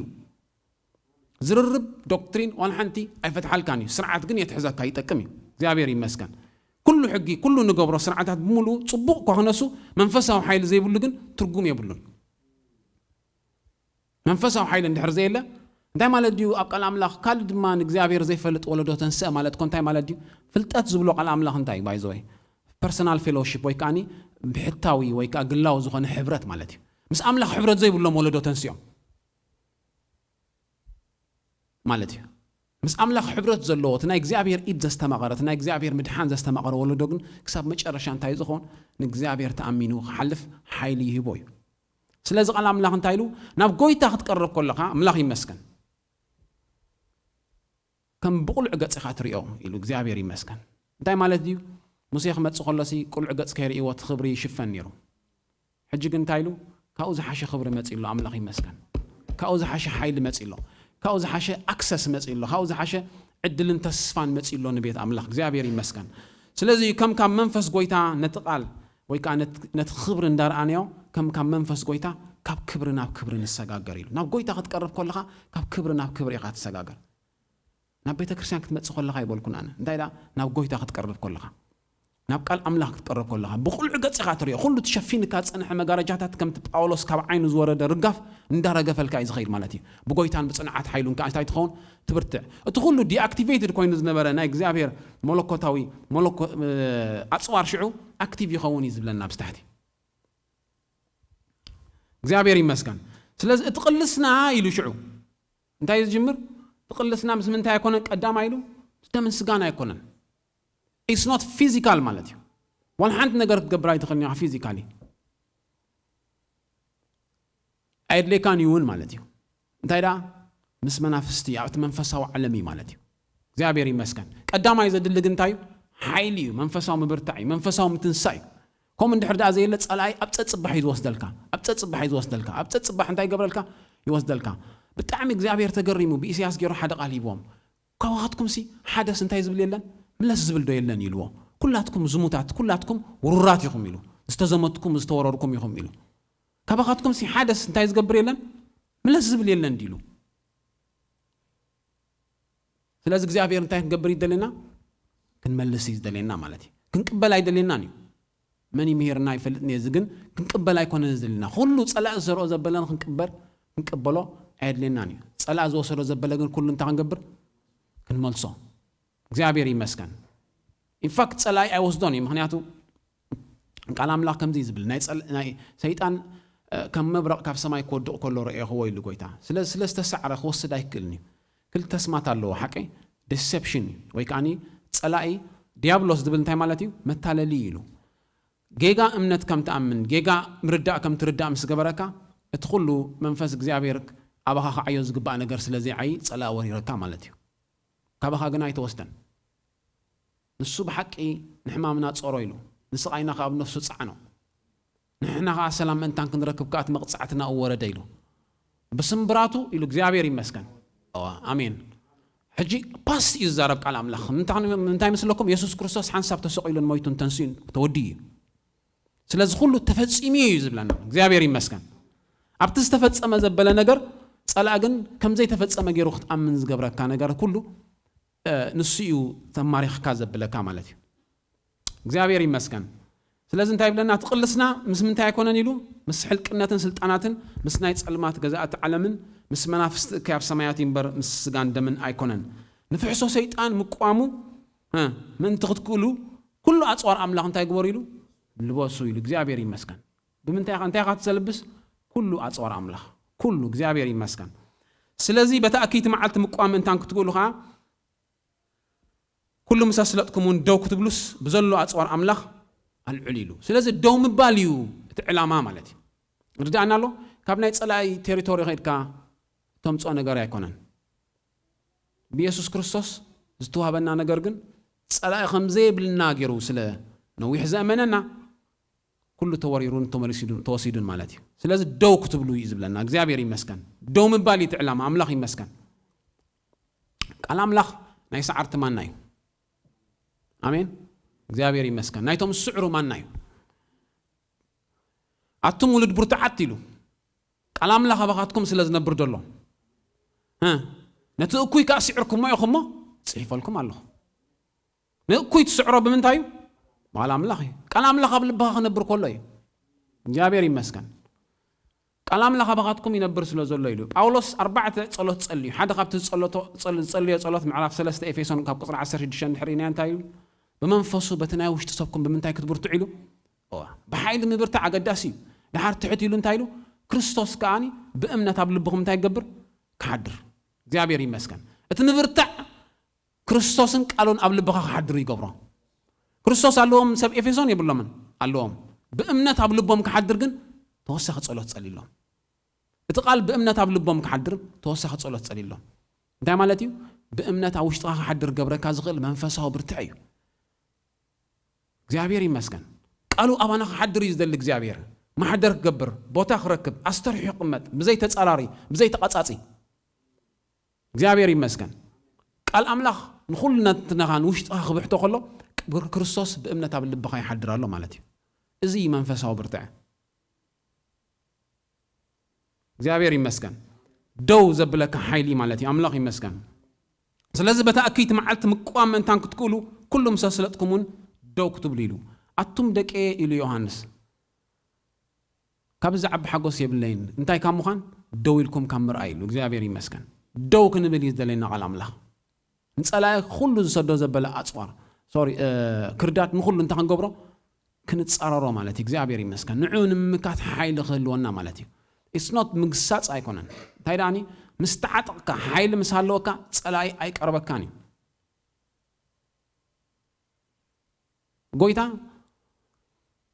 40 መዓልቲ ጾምን ጸሎትን ቅድሚ ምግባሩ በመንፈስ ተመሪሑ ወጻይ ዝብለና ሓቀይዶ ሕጂ መንፈስ ቅዱስ ከድካ ጾምን ጸልና አይኮነን ኢልዎ ግን ትዘሎ ናይ ጸላእ ምኽሪ ስለ ዝፈልጥ ነበረ ኤርሊ ኃይል ክረክብ ኢሉ ወጽኡ ክጽሊ ጀሚሩ ማለት እዩ ብጎይታን ብጽንዓት ኃይሉ እንታይ ይገብራሎ ይብርታዓሎ ማለት እዩ ድሓር ጸላኢ ካብ ጸላእ ኸይዱ ይኮነን ምርኮ ማሪኹ ጸላኢ ሰዲዱሉ ሓሳባት ጸላኢ ሩሱን መንትግ ኢልዎ ሓቀይዶ ሩሱን መንትግ ማለት ኣብ ግዜ ሮማውያን ሩሱግ መንትግ ዝበሃል ነይሮም ነቲ መንትግ ሲ የርስንዎ ማለት እዩ ጥይት ስለ ዘይነበረ ስለዚ ክውርውሮ ከሎ ሃርሞ ከሎ ነቲ ሰብ እንታይ ይገብር ማለት እዩ ኣብ ርስኒ ስለ ጸንሐ ጠሸሽ ኢሉ ይኣቱ ማለት እዩ እቲ ናይ ጸላእ ምኽሪ ሕሰብዎ ክሳብ ክንዲዚ ቃል አምላኽ እንታይ ገይርዎ ገሊጽዎ ማለት እዩ ነቲ ሩሱን መንትግ ኢልዎ ማለት እዩ ዝረሰነ መንትግ እዩ ክፉእ ሓሳብ ስለ ዘለዎ እሱም ሰደደልካ ጠሸሽ ኢሉ ይኣቱ ማለት እዩ ጎይታ ግን በርቲዑ ማለት እዩ ኣቐዲሙ ብመንፈስ ከይዱ በርቲዑ ስለ ዝጸንሐ ክምለስ ከሎ እንታይ ይብለና ብሓይሊ መንፈስ ድማ ተመልሰ ብለና ድሓር ቀዳመይት እንታይ ኢሉ ብሓይሊ መንፈስ አይብልኒ ክወጽእ ከሎ እንታይ ይብለና ብመንፈስ ተመሪሑ ይብለና ክምለስ ከሎ ግን እንታይ ኢሉ ብሓይሊ መንፈስ ድማ ናብ ገሊላ ተመልሰ ኢሉ እግዚአብሔር ይመስገን ስለዚህ መንፈሳዊ ብርትዕ መንፈሳዊ ኃይልን ንውግእ ከም ትስዕር ደው ከም ትብል ዝገብረካ ኃይሊ እዩ ደው እንድሕር ዳኣ ዘይልካ ከም ንፉዕ ናይ ክርስቶስ ኢየሱስ ዓይቀይታይ ስለ ወንጌል ደው አይበልካን ኣለኻ ማለት እዩ ስለዚህ እዚኣ ክትነጥራየ ማለት እዩ ደጊም ሕቆኹም ብሓቂ ተዓጢቕኩም ኢሉ ሓቂ እንታይ እዩ ሓደ ግዜ ከምኡ ኢልዎ ሄሮዶስ ንጎይታ ሓቂ እንታይ ኢልዎ ኣነ ስለ ሓቂ ክምስክር እየ መፀ ኢልዎ ሓቂ እንታይ ኢልዎ ሓቂ ፋክት ይኮነን ባይዞ ወይ ክውንነት ኣይኮነን ማለት እዩ ይቕሬታ ሓቂ እንታይ ኣይኮነን እቲ ትሪኦ ወይ ክውንነት ኣይኮነን ጎይታ እንታይ ኢልዎም ንምንታይ መጽኻ ኢሎሞ ዛቆል ዓንታ ኮይና ኢሎሞ ሞይቴ አይልዎም ሞይቴ አይሎሞ ንሱ ኸንታ ኢልዎም ዝኾነ ሓኪም መጺን ተመርሚርዋ እንታይ ተቆልዓ ሞይቴ ትኩንነት እሱ እዩ ሓቂ ግን እሱ ይኮነን ማለት እዩ ኖ እንታይ ኢልዎም ከተሳያ ይኮነን ኢልዎም እንታይ ዳ ኢልዎም ደቂስያ ዘላ ኢልዎም ከተሳያ ይኮነን ኢሉ እንታይ ዳ ደቂስያ ዘላ ኢልዎም እቲ መልአኽ ንጊዶን ምስ መጾ እንታይ ኢልዎ ኣተሓያል ጅግና እግዚአብሔር ምስ መን ኢልዎ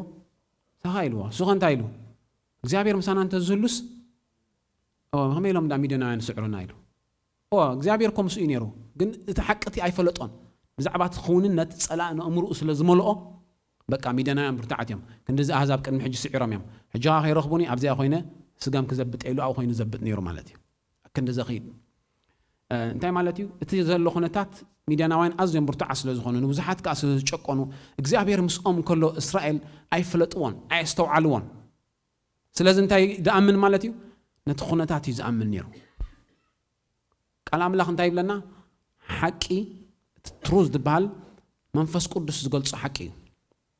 ምዕራፍ 17 ዮሐንስ ከምዚ ኢሉ መንፈስ ሓቂ ናባኻትኩም ዝመጽእ ግና ኢሉ ኣምፕሊፋይድ ቨርሽን ከምዚ ገይሩ ገሊጹ ኣሎ when the spirit of reality comes upon you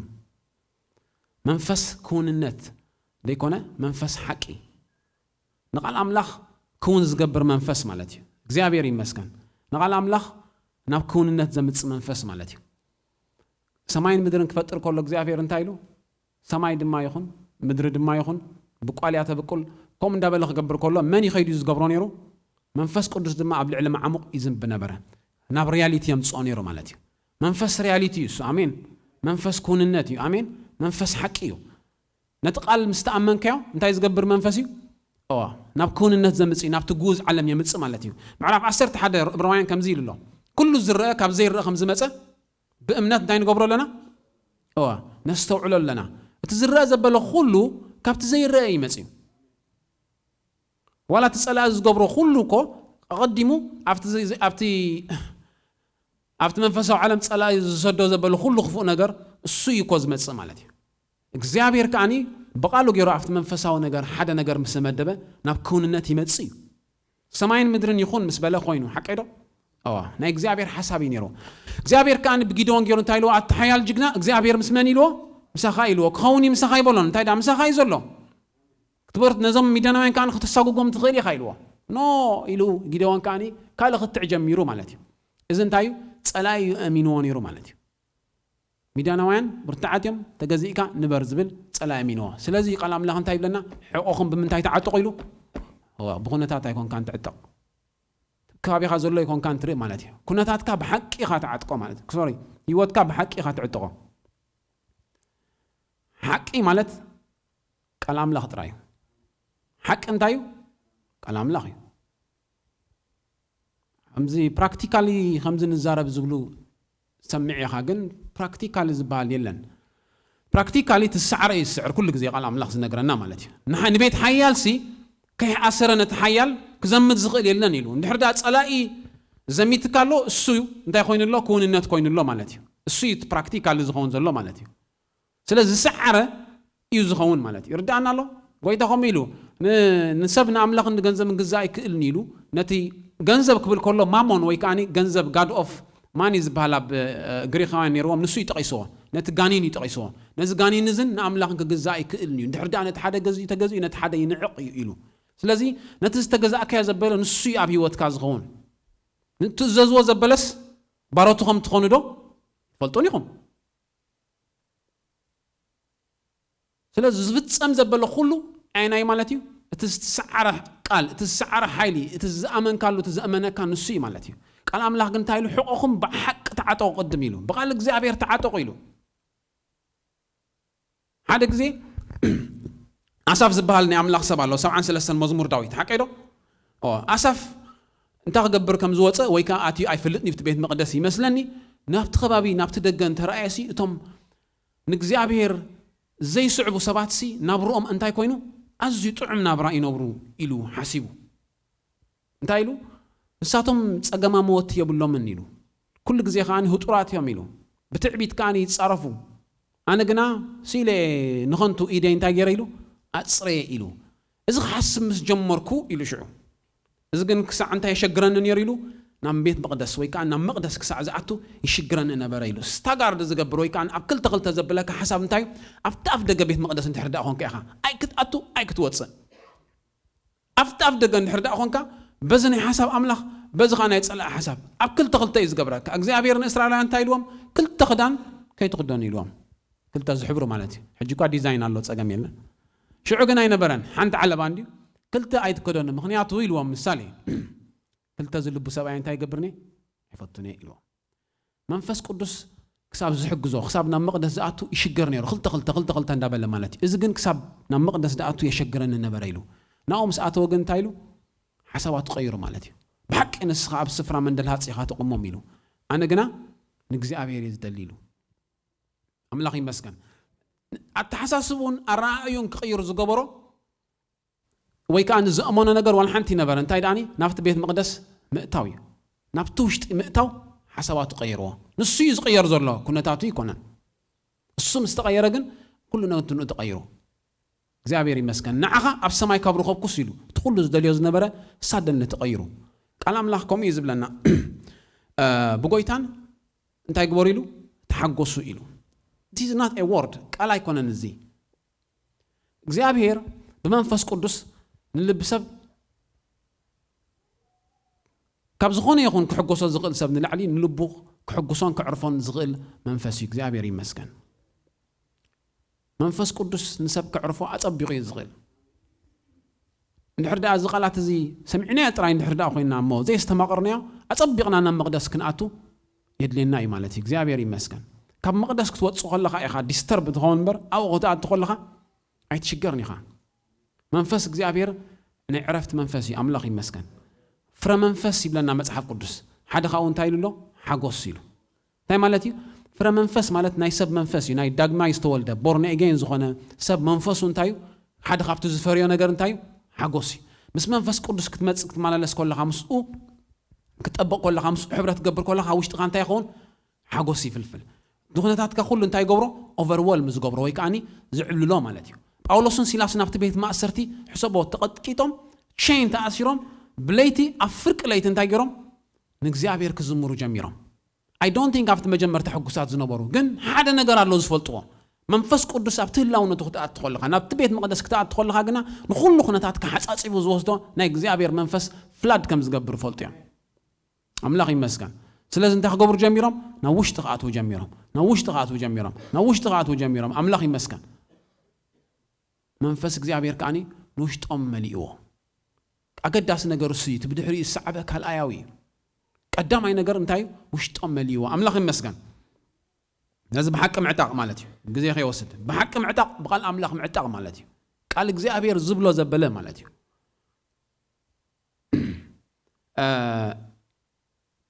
درع صدقون تقدينكم قوموا مسبلا نتناي وانجيل سلام مدلاو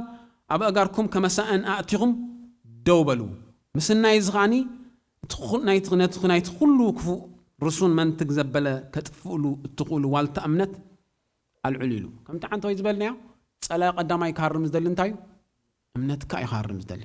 ساعات كنده يزود اوكي صلا قديمو خارم زدلنا ينايو امنتي مالتي نحد علينا يا عم مصحف قدس امنتهم استعربوا سبات بزحات يمزلوا بامنتهم غيرهم كاني بامنتهم غيرهم كاني ناي حسب املاح زفصم خا بزحات يم ويتا ግን ክልተ ዓበይቲ ነገር አገሪመኖ ተገሪመስ ብክልተ ጥራይሉ ፈልጡ ዲኹም እዚ ኣብ መጽሓፍ ቅዱስ ክልተ ግዜ ጥራይ ተገሪመ ኢሉ ሓደ ብምእማኖም ብለና ሓደ ኸ ብዘይ ምእማኖም ኣብ ኣምላኽ ኣገዳሲ ነገር እንታይ እዩ ምእማንን ዘይ ምእማንን እዩ ወይ ከዓ ምእማኒ ማለት እዩ ሓቀይዶ ሓደ ግዜ ናብ ቤት ናብ ክስታይ ምስ መፀ ናብ ዓዱ ምስ መፀ ናብ ቅፍርናሆም ብዘይ ምእማኖም ገሪሞ ምክንያቱ ኣብቲ ካልእ ቦታ ዝሪኦ ካብ ዝነበረ እምነት ሲ ዝወሓደ እምነት ርዩ ስለዚ ብዙሕ ሓይሊ ክገብር ኣይኮነሎን ንብለና እምነት ማለት መጢጥና ካልእ ትርጉም ከያብናዮ እንታይ ማለት እዩ ንቃል ኣምላኽ ከም ቃል ኣምላኽ ምውሳድ ማለት እዩ نقال أملاخ كم قال أملاخ غير كان مسوي تقام حبار مالتي نقال أملاخ كم قال أملاخ غير كان نقدر زبك كم من فساوي حيلن برتعني زابير مسكن سلازي نزل أمنة زي أقداسي زي أمنة زي أبزي رأي اللي قويت أنت يقبر نيرو بالتعمي يقرمون نيرو سلازم أنت يلو بزي مأمانهم قرموا بلنا بزعباتي حلقة 100 جنا كبهزاب كنسو أنت يلو أنا أوتريت لنا قبل علي لو زازن خلو أنت يقبر يلو يفتسم أبتعتي كان 100 سبات الله يلو دحر أزي أكبر اليوم كان تاخون يلو يفتسم يلو قال تتزربو أبتي نهانا ميليتاري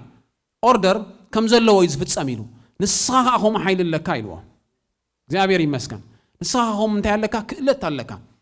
ቃል ተዛረቡ ሞ ኢሉ ወደይ እንታይ ከውን ኢሉ ሓዊ ኢልዎ ጎይታ ሽዑ እንታይ ኢሉ በቲ እምነቱ ተገሪሙ እግዚአብሔር ይመስገን ምክንያቱ እስራኤላዊ ይኮነን አይሁዳ ይኮነን ወላ ሓንቲ ፍልጥ ጃስ ብዝዕለልዎ እዩ ከም ዝበሃል ንብናይ ኣምላኽ ሰብ መፂሎም ስበልዎ እንታይ ኢሉ በቃ ከምዚ ዓይነት ሓይል ኣለዎ ማለት እዩ ኣብቲ መንፈሳዊ ዓለም ኢሉ ካብቲ ኩሉ ኣካውንትስ ካብቲ ኩሉ ፀብፃብ ዝነግርዎ ነበሩ ሓደ ቃል ወሲዱ መንፈስ እግዚአብሔር ካ ረዲእዎ እግዚአብሔር ይመስገን ስለዚህ አገዳስ ነገር እንታዩ እምነትካ ምሕላው እዩ ወዴ ህይወትካዊ ዝፍልፍል ሞ ኢሉ ናይ እግዚአብሔር ቃል ንዕሉ ሁሉ እንታይ ከሐሊሉ ልብኻ ሐሉ ኢሉ ምክንያቱ ህይወት ከምታይ አይኮነን ካብ ደገን ውሽጢ ይኮነን ከምታይ ዳዩ ካብ ውሽጢ ንደገይ ማለት እዩ ህይወትካዊ አትፍልፍል ትናትካ ኮርስ ኦፍ ላይፍ ሲ በታ ኣብ ውሽጢኻ ሰት ዝተገብረ ነገር ንሱ ይስዕብ ማለት እዩ እሱ ዝኸይድ እታ ኣብ ውሽጢኻ ዘሎ እሱ እዩ ሰብ ከምቲ ዝሓስቦ ይብለና ቃል ኣምላኽ ሓቂዶ مزمور سوري مثال 23 سب كمايو كم تزحسبوي كم تزحسبوي أبتي وتزخون أتي أبت حسابات زملاء نسي إذا تصورق مالتي كان أملاخ نشط أخمل كله أو كان أملاخ يزود مالتي بأفكار زي كونس بهوتك زابيري مسكن سلاز أمنتك كعب كله صلاة خوص ده زبل كله انتهي تقبره تلعلو مالتي كله تلقسو مالتي تحسبيتي انتهي لاتو نقويتا انجرا ولد العيل كان خلباتها يوهبني سولا انتاي لاتو واخلباتهم كو غنا انتاي غبر ياميلا او غنا رفراف افت مجمرتا ايرلون كوسدو يخولو ياميلاتو ذيس ماتش ناب غويتا امنت غيرا مالتي دحر دارينيا امنت كحويتك يبلوم نيرو معناتو اتس فيري امبورتانت امنت كم كونفيكشن بتعمي اقداس مالتي እግዚአብሔር ይመስገን ቃል አምላኽኩም ኢሉ معرف 9 مزمور داويت كم زبلنا أبتغى شحيلو أبي مان كها أنت يقبرني له أبتغى أبي مان كها 1000 خود كامل أبتلع على الدحر دارينا يجنا أنت يلي جمر نجزابير تسقعين عردين زو كل أملاخيني بلا الله يلي جمر حارن السنتاي حلوانيو كم متصادي هذا ناي كابزت فيرا كابت بقى قطر زباد حمام بليت زخير فيرا خد حنا ني مسبله تحتي له شو أنت يلو نجزابير كاني متسقعين والتاين جيري الله يبل تترس ناي جزابير تنجزابير زلوا موسخ ويكان امنت اندوسخ يزخيد حبرت ابزلو نغزابيرن قالون زلك امنت اندوسخ اندابر تعني زخيد سلازي منفساو دخام كابزي زوصاكا مالتي امنت كان فقر خان زوص كامتاي كابت منفساو دخام استلع عليه امنت كان فقر خان دوز بالكاني كابت منفساو مبرتع استلع عليه እግዚአብሔር ይመስገን ስለዚህ እምነት አገዳስ ነገር እዩ خالق ተقص حج ግዜ የለን ከተቃለሎ ግን እግዚአብሔር ይመስገን መንፈሳው ዘለካ ምሕላዊ አምላኽ ይመስገን እግዚአብሔር ዝሃበካ ዘበለ ነገር ምሕላዊ መንፈሳው ከድካ ካብ ጸላም ዝማት አይኮነን እዚ ኻኒ ብመንፈሳው ብርትዕ ኢኻ ክትሕልዎ ትኽእል እግዚአብሔር ይመስገን ክንጽሊና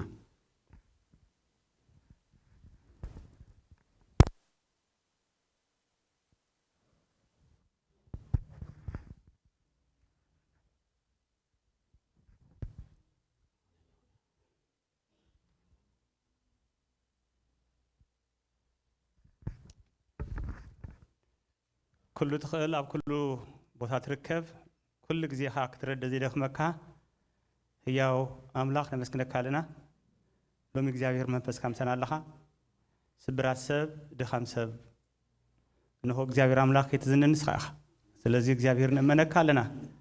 قالك حق يموك قالك هاتنجرنا لو جزاوير أملاخي كنا برو الورد أنا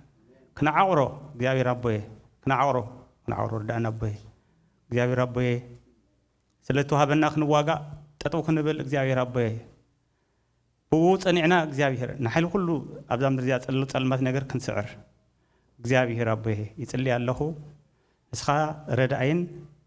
ዘይትሕለልና አምላኽ ስለሆንካ ናባኻን ማቆባለና ስለ ዝሃብካና እግዚአብሔር አምላኽ አገልግሎትን መክረና መስግነካ ንባሪኻ እግዚአብሔር መስካ ጸጋብ ዝሓሉ ወጉ ዘበለ ሁሉ ተዋጋ እግዚአብሔር አቦይ ናገልግል ተኻጥበል ንስኻ በኢየሱስ ስም እግዚአብሔር አምላክ የህዝብኻ ደግፍ ካብ ኩሉ መፈንጠራን መከራን እዚ ዓለም እዚኣ ሓሉ እግዚአብሔር አቦይ ዝመዓልቲ እዚ ናትካ እዩ ንዓና ሂብካና ክንጥቀመሉ አምላኸ ከመይ ጌርና ክንጥቀመሉ ክነሓስብን ክንክእልንሲ እግዚአብሔር ንስኻ እርዳእና በኢየሱስ ክርስቶስ ስም አሜን